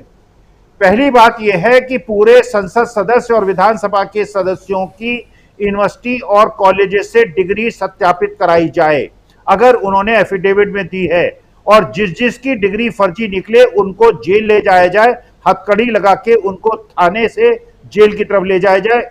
मांग नंबर 1, ये कॉमन मिनिमम प्रोग्राम में ये होना चाहिए। दूसरा, कॉमन मिनिमम प्रोग्राम में होना चाहिए, मैं किसी की व्यक्तिगत आक्षेप नहीं लगा रहा हूं, कोई अन्यथा ना ले, जिसने भी अपनी पत्नी को छोड़ा है बिना तलाक लिए हुए, मानसिक प्रताड़ना के आरोप में उस पर कानूनी कार्रवाई की जाए। और तीसरी बात, जिन लोगों ने भी भारत के अंदर विद्वेष फैलाया है, धार्मिक विद्वेष फैलाया है, धर्म और जाति के नाम पे देश को तोड़ा है, इन लोगों पे कानूनी प्रक्रिया हो। और ये 3 प्रोग्राम 2024 के बाद, क्योंकि 2024 के बाद मैं ये नहीं सुनना चाहूंगा भारत का 142 करोड़ में कोई हिंदू, मुसलमान, सिख, ईसाई या धर्म और जाति के नाम पे या कबीलों के नाम पे इस देश को तोड़े। 142 करोड़ लोग हिंदुस्तान के इंडिया हैं, हम इंडिया की तरह रहेंगे, और जिन्होंने भी इस देश को 9 साल के अंदर तोड़ा है उनको दंडित करना कॉमन मिनिमम प्रोग्राम में होना चाहिए। जी, अब कॉमन मिनिमम प्लान प्रोग्राम की बात आप कर रहे हैं, थोड़ी देर पहले शायद अमलेंदु जी ही कर रहे थे या दीपक जी, आप लोगों में से कोई किसी ने भी कहा था कि क्या क्या करना चाहिए आने वाले समय में, खासकर इंडिया की बात, विपक्ष की बात। लेकिन उससे पहले जो आज हो रहा है, इसमें एक बात समझने की ज़रूरत है, जिसका थोड़ा सा, जिसकी तरफ आपने इशारा किया भी, जो कि भारत और उसमें भी अलग अलग खंड खंड होने वाली बात। प्रशांत टंडन जी, क्या आपको लग रहा है कि देश कहीं ना कहीं पूर्वोत्तर ही सही या और भी दूसरे राज्यों में एक अलगाव की परिस्थितियां निर्मित हो रही हैं? क्या ये बहुत खतरनाक हो सकती हैं? देखिए, विदेश में अलग अलग जगहों पे, चाहे वो कनाडा हो, चाहे वो इंग्लैंड हो, चाहे वो अमेरिका हो, हम खालिस्तान की मांग को भी देख रहे हैं, कभी खालिस्तानी झंडा उठाते हुए और इंडियन एम्बेसी पर उसको जाकर टांगते हुए, ऐसी तस्वीरें आई हैं, ऐसी बात होने लगी हैं। हम पूर्वोत्तर में ये बात देख ही रहे हैं। तो ज़रा, क्या देश टूट रहा है? ये तो नहीं कह सकते राजीव जी, लेकिन सवाल बहुत गंभीर खड़े हुए हैं राष्ट्रीय एकता को लेकर और खासकर राष्ट्रीय सद्भाव को लेकर। और ये देश की जनता समझ भी रही है, देश के राजनेता समझ रहे हैं, देश की जनता समझ रही है। एक गैंग है जिसमें कुछ मीडिया के लोग हैं, कुछ ब्यूरोक्रेट हैं, कुछ उद्योगपति हैं, कि ये एक सिंडिकेट है और ये सिंडिकेट ये सारा काम कर रहा है, जिसमें कि डिजिटल पत्थरबाज हैं, ट्रोल हैं, ये सारे लोग हैं। लेकिन देश का एक बड़ा हिस्सा अब इस बात को समझ रहा है। और ये कोई मणिपुर में आज हो गया, कल लिंचिंग हो रही थी, परसों बुलडोजर चल रहे थे, किस तरीके से ईडी सीबीआई इनकम टैक्स का इस्तेमाल राजनीतिक ढंग से किया जा रहा है, ये भी हम देख रहे थे। किस तरीके से जो फेडरल पॉलिटिक्स है भारत की, जो रूल ऑफ लॉ है और जो संघीय ढांचा है, उसको किस तरीके से नेस्तनाबूद किया जा रहा है, ये सब लोग देख रहे हैं। और केवल देश के लोग नहीं देख रहे, पूरी दुनिया देख रही है जी। पूरी 2020 तक पूरी दुनिया के डेमोक्रेटिक कंट्रीज के पास एक प्रोजेक्ट था, डोनाल्ड ट्रंप। लोगों को लग रहा था कि डोनाल्ड ट्रंप दुनिया की डेमोक्रेसी को खत्म करेगा, क्योंकि अमेरिका की डेमोक्रेसी के पीछे था। डोनाल्ड ट्रंप जाने के बाद उस गद्दी पर मोदी जी उस आसन पर बैठ गए हैं, उस गद्दी पे मोदी जी बैठ गए। इसीलिए आप देखिए कि भारत के प्रधानमंत्री और भारत के इंटरनल मैटर्स पे कभी Germany, European union, America, England की पार्लियामेंट, यूरोपियन यूनियन की पार्लियामेंट, सीनेट, पूर्व राष्ट्रपति किसी देशों के बोलते नहीं थे। यहां तक कि कश्मीर के मामले में भी इस्लामिक कंट्रीज भारत के साथ होते थे, पाकिस्तान के साथ नहीं होते थे। इस्लामिक रिपब्लिक ऑफ पाकिस्तान के साथ मुस्लिम कंट्रीज नहीं होते थे, भारत के साथ होते थे कश्मीर के मुद्दे पर। तो क्या ऐसा हो गया कि अभी सब बोलने लगे हैं? ये सब लोगों को यही लग रहा है जो हमको आपको लग रहा है। तो एक नया प्रोजेक्ट दुनिया के पास है मिस्टर मोदी। दूसरी चीज क्या है कि 2-3 चीजें जरा मैं अलग अलग बात कर लूं। बड़ी बातें स्मृति ईरानी वगैरह की भी हो रही थी, तो मैं जरा अपना पर्सपेक्टिव बता दूं कि बीइंग ए पॉलिटिकल एनालिस्ट, एक राजनीतिक विश्लेषक होने के नाते, राजनीतिक विश्लेषक स्मृति ईरानी को गंभीरता से नहीं लेते हैं। बीजेपी की राजनीति को अगर समझना है तो आप मोदी साहब के बयान को देखेंगे, आप अमित शाह के बयान को देखेंगे, नितिन गडकरी के बयान को देखेंगे दूसरे कैंप के लिए, या सरकार के या किसी और के बयान को अगर आपको देखना तो राजनाथ सिंह को देखेंगे। स्मृति ईरानी, रविशंकर प्रसाद, संबित पात्रा, ये सारे लोग मीडिया में या ट्रोल, विपक्षी नेताओं को ट्रोल करने के लिए इस्तेमाल किए जाते हैं। इनके बयानों का कोई राजनीतिक अर्थ नहीं है। इनकी भाषा, इनकी शैली विवादों का कारण बन जाती है। एक तो ये बात है कि जो पॉलिटिकल एनालिस्ट की टूल किट आप कह सकते हैं इसको। एक दूसरी बात, देखिए मोदी साहब का एक बयान आया, खुद अपने आप को उन्होंने तीसरे टर्म का कैंडिडेट बना दिया।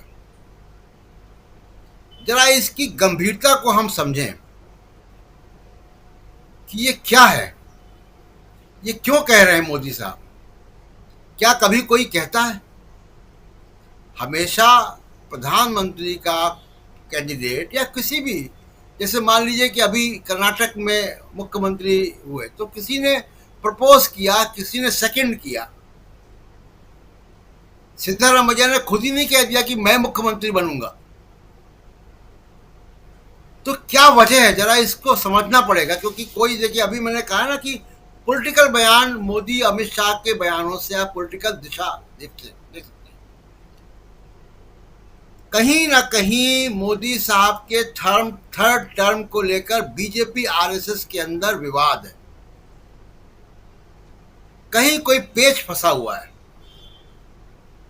एक राय नहीं है,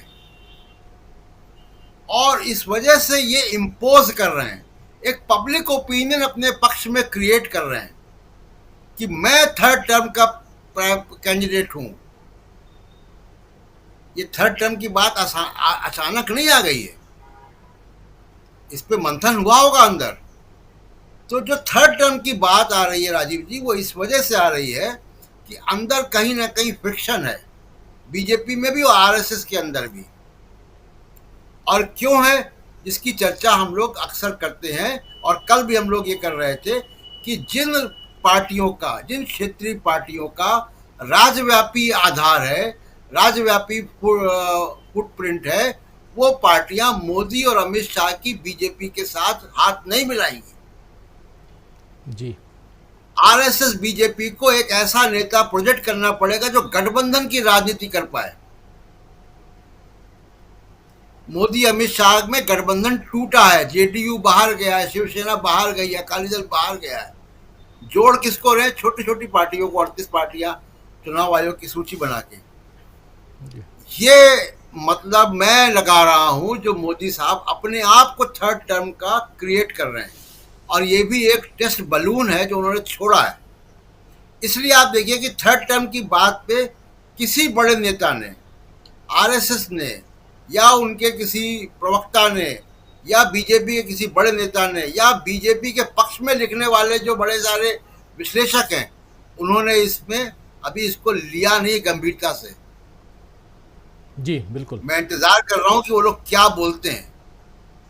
और एक आखिरी बात जो राहुल गांधी ने आपने सुनाया, देखिए राहुल गांधी बड़ा इंपॉर्टेंट काम कर रहे हैं जो कांग्रेस में अभी तक नहीं हुआ था। हमारे और मित्रों ने भी इसमें रोशनी डाली है कि राहुल गांधी आइडियोलॉजिकली ट्रेंड कर रहे हैं कांग्रेस के लोगों को। ये बहुत इंपॉर्टेंट काम है। ये पॉलिटिकल पार्टीज में काम रुक गया है। कभी ये काम वामपंथी पार्टियां बहुत अच्छे ढंग से किया करती थी, अपने कैडर को ट्रेन करने का, बाकायदा बहुत बढ़िया तरीके से। उनसे बेहतर किसी ने नहीं किया, बीजेपी आरएसएस ने भी नहीं किया। तो और ये काम रुक गया था समाजवादी पार्टी में, आरजेडी में, तमाम जगहों पे और दूसरी पार्टियों में। अपने कार्यकर्ताओं को अपनी वैचारिक ट्रेनिंग देने का काम रुक गया है। जी, राहुल गांधी ये काम कर रहे हैं, और ये बहुत इंपॉर्टेंट काम है, क्योंकि अगर कार्यकर्ता वैचारिक तरीके से ट्रेंड है, सजग है, तो फिर आप देखिएगा कि ये जो माधवराव सिंधिया और कोई नितिन, कौन वो जितिन प्रसाद या इधर उधर छटकने वाले जो लोग हैं, जब ये जाएंगे तो ये जो कार्यकर्ता जो आइडियोलॉजिकल ट्रेंड होता है, फिर ये जूते की माला पहनाता है एयरपोर्ट पे। राजीव जी। जी बिल्कुल, एक बहुत पते की बात आप कर रहे थे मोदी जी की, और उसमें भी थर्ड टर्म की बात। जरा उस रेफरेंस को मैं अपने तमाम साथियों के बीच रख देता हूं कि कल एक्चुअली प्रधानमंत्री नरेंद्र मोदी प्रगति मैदान में जो कन्वेंशन हॉल बना है, भारत मंडप, उसका उद्घाटन करते हुए भाषण दे रहे थे, और उस भाषण में उन्होंने ये बात कही है। और उन्होंने साफ कहा कि पहले टर्म में 10वें नंबर पर था भारत इकोनॉमी के हिसाब से, और दूसरे टर्म में 5वें नंबर पे आया, और तीसरा टर्म आप मुझे दीजिए, मतलब तीसरी बार भी प्रधानमंत्री बनवाइए और भारत को टॉप 3 में ले आएंगे हम इकोनॉमी के आधार पर। तो यही बात, और क्यों ऐसा प्रधानमंत्री नरेंद्र मोदी आज की तारीख में कर रहे हैं। कल उद्घाटन तो किसी और चीज़ का कर रहे थे, लेकिन ये बलून छोड़ने वाली बात कहाँ से आ गई। आखिर ये तीसरे टर्म की बात प्रधानमंत्री नरेंद्र मोदी यहाँ क्यों ले आए, उसी पर अभी विश्लेषण कर रहे थे प्रशांत टंडन जी कि क्या प्रधानमंत्री नरेंद्र मोदी ने अपने लोगों पर ये प्रेशर बनाया है, ये दबाव बनाया है आरएसएस पे, बीजेपी पे, उनके जो चाहने वाले लोग नहीं है उन पे, कि मैं देखो जनता के बीच ये गुब्बारा छोड़ दिया हूं और जनता जो है हाथों हाथ उस गुब्बारे को ले रही है, और मुझे ही अगला प्रधानमंत्री बनाना पड़ेगा अगर हमारी सरकार बनती है। बहुत बड़ा वाला प्रश्नवाचक चिन्ह के साथ अगर है। और उसी के साथ आना चाहता हूं डॉक्टर प्रकाश हिंदुस्तानी जी, थोड़ा सा आपसे भी इस पर विश्लेषण चाहूंगा, ये अगर कितना बड़ा है। राजीव जी, अभी प्रशांत जी ने जो बात कही, उस बात के इसका समर्थन करते हुए मैं ये कहना चाहता हूं कि नरेंद्र मोदी जी ने, माननीय प्रधानमंत्री जी ने, ये बात तो कही कि मैं तीसरे टर्म में ये कर दूंगा। उन्होंने ये भी कहा कि दुनिया का सबसे बड़ा सोलर विंड पार्क भारत में है, सबसे ऊंचा रेलवे ब्रिज भारत में है, सबसे लंबी टनल भारत में है, सबसे ऊंची मोटरेबल रोड भारत में है, सबसे बड़ा cricket stadium Narendra Modi stadium नाम नहीं लिया उन्होंने, का भारत में, का गुजरात में है, सबसे ऊंची प्रतिमा वो भी गुजरात में है ना, भारत में है। उन्होंने कहा एशिया का दूसरा सबसे बड़ा रेल रोड ब्रिज भारत में है, दिल्ली में सबसे बड़ा ब्रिज, सबसे बड़ा म्यूजियम भी होगा, ये बातें उन्होंने कही। आप देखिए सारी बातों में उन्होंने अपने काम का प्रचार किया कि मेरे रहते ये हुआ, मेरे रहते ये हुआ, और फिर ये कहा कि मेरे तीसरे कार्यकाल में भारत तीसरी सबसे बड़ी होगा। मतलब ये कि तीसरी बड़ी इकोनॉमी की बात उन्होंने कह दी, लेकिन ये नहीं बताया कि प्रति व्यक्ति जीडीपी में हम कहां पहुंचेंगे। अरे भाई, आप 140 करोड़ के देश हैं, आपकी जीडीपी तो ज्यादा होगी, प्रति व्यक्ति आय की बात कीजिए। वो आय उनकी बात उन्होंने नहीं की। एक दूसरी बात, पूरी दुनिया की तमाम संसदों में भारत को लेकर चिंता व्यक्त हो रही है, मणिपुर को लेकर चिंता व्यक्त हो रही है, विपक्षियों पर डाले जाने वाले दबाव को लेकर चिंता व्यक्त हो रही है। दूसरी तरफ मिश्रा जी एक दूसरे विनोद राय हैं। आप याद कीजिए जब यूपीए की सरकार थी और विनोद राय नाम के एक व्यक्ति थे जिन्होंने कहा इतने लाख करोड़ का ये घोटाला, उतने लाख करोड़ का ये घोटाला, इतने लाख, और उनको जो इनाम मिला, तो ये मिश्रा जी को इन्हें यही इनाम मिल रहा है और ये मिलने वाला, और ये हटेंगे और ये वापस बीजेपी की तरफ से राज्यसभा में जाएंगे। मैं मुतमईन हो सकता है कि उनको मंत्री बना दे या संगठन में पद देते, लेकिन शर्मनाक बात यह है कि इस देश को विश्व गुरु बताते हैं, उस देश की दुनिया में भत पीट रही है तमाम संसदों में। दूसरी बात है कि इतिहास में पहली बार ऐसा हुआ कि सऊदी अरब और रूस भारत के खिलाफ एक हुए, और गोवा में G20 के बैठक में उन्होंने कहा कि जीवाश्म ईंधन के बारे में भारत जो बात कर रहा है हम उससे सहमत नहीं है। आप सोचिए,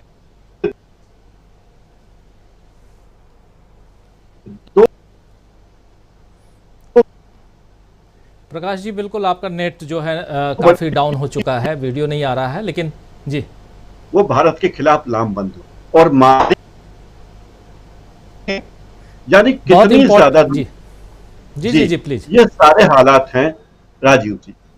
जी बहुत इंपॉर्टेंट जानकारी आप यहाँ दे रहे थे। प्रधानमंत्री नरेंद्र मोदी के भाषण का जिक्र कर रहे हैं हम, और यहाँ देखिए दोस्तों, कई लोग कहते हैं, आप लोग भी कहते होंगे कि आप प्रधानमंत्री नरेंद्र मोदी की बात ज़्यादा कर रहे हो, या आप यहाँ अगर उनकी बात न करें और देश में जो कुछ हो रहा है उसको एक्सपोज न किया जाए तो फिर चर्चा अधूरी रहेगी। आखिर जो है सत्ता पक्ष में उसकी चर्चा तो करनी ही पड़ेगी, इसलिए यहाँ रख रहा हूँ। कई लोग नाराज होते हैं, निराश होते हैं कि आप ज़्यादा बात करते हैं, इसलिए उनके लिए कह रहा हूँ, क्योंकि यहाँ ज़रूरत है, एक्सपोज करना ज़रूरी है। आखिर प्रधानमंत्री नरेंद्र मोदी खुद से तीसरे टर्म की बात क्यों कर रहे हैं, लेकिन देश की इकोनॉमी को तीसरे नंबर तक पहुंचाने की बात आप कर रहे हैं, और देश में प्रति व्यक्ति आय क्या है, देश में रोजगार की परिस्थितियां कैसी बन रही हैं, आने वाले समय में क्या आप 2 करोड़ रोजगार हर साल देने वाले हैं? ये सवाल तो बेरोजगार जो हैं, युवा जो हैं, वो पूछेंगे। कई ऐसी योजनाएं आपकी थी, वो आज की तारीख में कहाँ हैं? कहाँ है आपका वो स्मार्ट सिटी? 100 स्मार्ट सिटी बनाने की आप बात कर रहे थे, कोई एक स्मार्ट सिटी आप दिखा दीजिए। ऐसे कई सवाल हैं, लेकिन इन सवालों के बीच इकोनॉमी में भारत की हालत कैसी है ज़रा समझना चाहता हूं। राहुल लाल जी, इकोनॉमी को बहुत अच्छी तरह से आप समझते हैं, ये जीडीपी और बाकी तमाम बातें हम लोग उस पर करते भी हैं, चर्चा भी करते हैं। प्रधानमंत्री नरेंद्र मोदी ने जो बात कही है तीसरे टर्म में तीसरे नंबर पे भारत को लाने की बात, क्या लगता है आपको ये एक उसी ढंग का शिगुफा है, उसी ढंग का एक जुमला है जो 2014 से छोड़ा गया था, जिसको बाद में कह दिया गया था 15 लाख सबके जेब में आएंगे, 2 करोड़ रोजगार, बहुत हुआ भ्रष्टाचार, अब की बार मोदी सरकार, ऐसे बहुत सारे नारे सड़क के किनारे हम लोग देखा करते थे। क्या वैसा ही अब फिर से शुरुआत इसकी हो रही है? चुनाव अभी 5 राज्यों के हैं, लेकिन थर्ड टर्म की बात कह रहे हैं प्रधानमंत्री नरेंद्र मोदी। उनको चिंता अपनी ज़्यादा हो रही है, यही बात तो कह रहे थे प्रशांत टंडन जी, क्योंकि उनको ये डर सता रहा है कि शायद नहीं आ रहा हूं मैं, और ये अगर जो है बहुत बड़ा प्रश्न चिन्ह के साथ है। राहुल लाल जी, देखिए सबसे पहला तो वो जबरन जो है कि अपने तीसरे टर्म और तीसरी अर्थव्यवस्था के मामले को जोड़ रहे हैं। स्पष्ट है कि देखिए प्रधानमंत्री की दावेदारी को लेकर हम लोग ये जान रहे हैं कि जो आरएसएस है उसके साथ कैसे संबंध चल रहे हैं। आरएसएस ने भी कर्नाटक के चुनाव के बाद क्या क्या चीजें कही, वो सारा चीज पब्लिक डोमेन में है। तो वहां पे एक टकराहट की स्थिति है। और जो अभी साथी मित्र लोग कह भी रहे थे कि जो थिंक टैंक है उसने मोदी शाह को अपने हालत में छोड़ दिया है, तो वो तो एक स्थिति है। आश्चर्य की चीज यह है राजीव जी कि जब माननीय प्रधानमंत्री जी अर्थव्यवस्था को लेकर बोलते हैं, झूठ बोलते हैं और इस तरह से जो है कि उसमें भी गारंटी शब्द का प्रयोग करते हैं झूठ बोलते हुए, तो ये तो दुनिया का कह दीजिए कि आठवां अजूबा वाली बात हो गई। तो अब इसको क्या चीज कहा जाए? देखिए, नंबर वन चीज की आप पांचवें अर्थव्यवस्था पे भी कैसे पहुंचे, इंग्लैंड की स्थिति बिगड़ी और कहीं कहीं जो भारत को जो वो हमारी अर्थव्यवस्था जो एक तरह से जीडीपी बढ़ी हुई दिख रही है, इसका एक बहुत बड़ा कारण हमारी मुद्रास्फीति भी है, हमारा इन्फ्लेशन भी है। क्योंकि वो जो हमारी जीडीपी है वर्तमान में, वो हमारे इस समय के वर्तमान के दाम के आधार पे है, वो उसमें कोई इन्फ्लेशन को माइनस करके हम अपने जीडीपी को कैलकुलेट नहीं कर रहे हैं। तो इसलिए वो आंकड़े काफी बड़े आ रहे हैं। अगर अभी इसमें महंगाई कंट्रोल में होती तो वो जीडीपी के आंकड़े भी छोटे आते। तो नंबर वन चीज तो ये कि ये देखिए कैसी शगुफा की स्थिति है। प्रधानमंत्री की अगर मैं अर्थव्यवस्था को लेकर अगर कुछ बड़े वादे, $5 ट्रिलियन की इकोनॉमी का बात वो करते थे, पहले उसका लक्ष्य 2023 ही रखा गया था कि 2023 तक में देश $5 ट्रिलियन इकोनॉमी का हो जाएगा। फिर बाद में उसके लक्ष्य को 2024 भी कर दिया गया था। लेकिन क्या कोई भी मानेगा कि अगले साल तक हम लोग $5 ट्रिलियन इकोनॉमी में जा रहे हैं? नहीं जा रहे हैं। उल्टे स्थिति क्या है, देश की अर्थव्यवस्था की वास्तविकता देखिए, आरबीआई उनके नियंत्रण में सब कुछ है, लेकिन आरबीआई के हालिया एक रिपोर्ट को देखिए, भारतीय अर्थव्यवस्था 12 से 15 साल पीछे चली गई है। इस समय बेरोजगारी का दर एक तरह से स्वतंत्र भारत में सबसे ऐतिहासिक स्तर पे है। महंगाई ऐतिहासिक स्तर पे है। महंगाई पे एक तरह से ये सरकार हमेशा तुलना करती है कि नहीं देखिए ब्रिटेन में महंगाई का दर कितना है, अमेरिका में कितना है, लेकिन ये सरकार महंगाई दर की तुलना नहीं करती चीन से, महंगाई की दर की तुलना ताइवान से नहीं करती, जापान से नहीं करता। आप एशियाई देशों को छोड़ दीजिए और चले जाते हैं तो आप गिनती कर करके वैसे देशों का लिस्ट बना के रखा हुआ है बीजेपी ने कि जिनकी महंगाई दर भारत से ज्यादा है, जबकि दुनिया में कम से कम 65 ऐसे देश हैं जिनकी महंगाई दर भारत से मैं कह दूं कि कम से कम 10%, मतलब अगर घटा दें कि भारत में 100 है तो वहां वो महंगाई दर 10% पे ही है। यह स्थिति है महंगाई को लेके।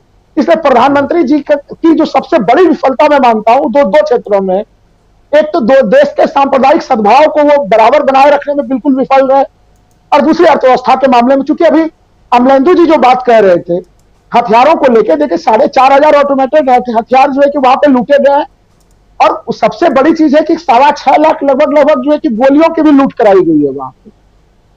और सब उसमें भी दुखद चीज यह है कि वो 90% से 95% जो वहां के स्थानीय पत्रकार हैं बता रहे हैं वो मैतेई समूह के पास है, और 5% के आसपास वो कुकी समूह के पास है। राज्य सरकार जो सत्ता में है, जो केंद्र में है, आपकी भूमिका वहां पे न्यूट्रल तटस्थ की होनी चाहिए थी, जो कि आप समानता के साथ न्याय दंड के साथ, आप न्याय दंड इन्होंने संसद में लगा लिया है, नए वाले संसद में। अरे न्याय दंड की इतनी बात कर रहे थे, उस न्याय दंड का छोटा सा हिस्सा अगर मणिपुर ले गए होते राजीव जी, मैं आपको दावे के साथ कहता हूं कि वहां पे शांति स्थापित हो जाती है। लेकिन ये मणिपुर में न्याय के मानक को ले जाना भूल जा रहे हैं, भूल क्या रहे हैं, ले जाना नहीं चाह रहे हैं। नहीं तो ऐसी स्थिति नहीं होती कि एक केंद्रीय मंत्री जिसके घर पे 15 जून को भी हमला हुआ और अभी 2 दिन पहले भी हमला हो जा रहा है, अभी भी दुकानों में आग लगाई जा रही है। यूरोपियन यूनियन में चर्चा होती है आपके मणिपुर के ऊपर, भारत में जो है कि अमेरिका के राजदूत कह देते हैं कि भाई आपको मदद चाहिए तो हम ही से मदद ले लीजिए। यह स्थिति हो चुकी है, और वैसे स्थिति में आप मणिपुर को शांत नहीं करना चाहते हैं। आप कैसा विश्व गुरु बनना चाहते हैं? क्या 21वीं सदी में भारत की दुनिया को यह संकेत देना चाहता है कि उसका एक राज्य है मणिपुर और वहां पर 3 महीने तक दंगे होते रहे और उस दंगे को कोई शांत कराने वाला नहीं रहा? मेरा मन आज अत्यंत प्रसन्न है कि इंडिया के लोगों ने वहां पे जाने का निर्णय लिया है। यह एक बहुत बड़ा कदम है। राहुल गांधी पहले गए हैं, जब इंडिया के प्रतिनिधिमंडल मणिपुर जाएंगे उसके बहुत बड़े संकेत होंगे। तो इसलिए प्रधानमंत्री के आर्थिक दावे तो बिल्कुल ही झूठे हैं। देखिए उनको अभी तक जो है कि किसानों की आय डबल कर देनी थी, किसानों के आय डबल का मामला झूठा हुआ। अभी विकास के मॉडल पे बात हो रही थी 2014 में, गुजरात के मॉडल, गुजरात का विकास का मॉडल, गुजरात का विकास का मॉडल 1 वर्षा हुई, हम लोगों ने देख लिया कि गुजरात के बड़े बड़े शहरों की क्या स्थिति थी। प्रधानमंत्री जी मेट्रो की बात करते हैं कि हम तो पहले इतना किलोमीटर मेट्रो बनता था, अब इतना किलोमीटर मेट्रो बनता है। माननीय प्रधानमंत्री जी 2014 के पहले आपके गुजरात में किस शहर में मेट्रो था जरा ये बता दीजिए, जबकि कांग्रेस शासित कई प्रदेशों में मेट्रो की परियोजनाएं बड़ी जबरदस्त फल फूल रही थी। और उस मेट्रो के प्रोजेक्ट के लिए प्रधानमंत्री ने कौन से गंभीर प्रयास किए थे गुजरात में, यह भी बता दें। तो इसलिए उनका आर्थिक चीजों से कोई मतलब नहीं है। अंग्रेजों की जो मूल नीति थी, विभाजन करो की नीति, उसी के आधार पर वो सत्ता को प्राप्त करना चाहते हैं। और वो जो ये न्यू इंडिया जो वो कहते हैं, जो नई जनरेशन है, युवा पीढ़ी, जो कि राहुल गांधी के भारत जोड़ो यात्रा के साथ उन्होंने अपने आप को ऐसा जोड़ा कि आज राहुल गांधी के साथ जुड़ गए।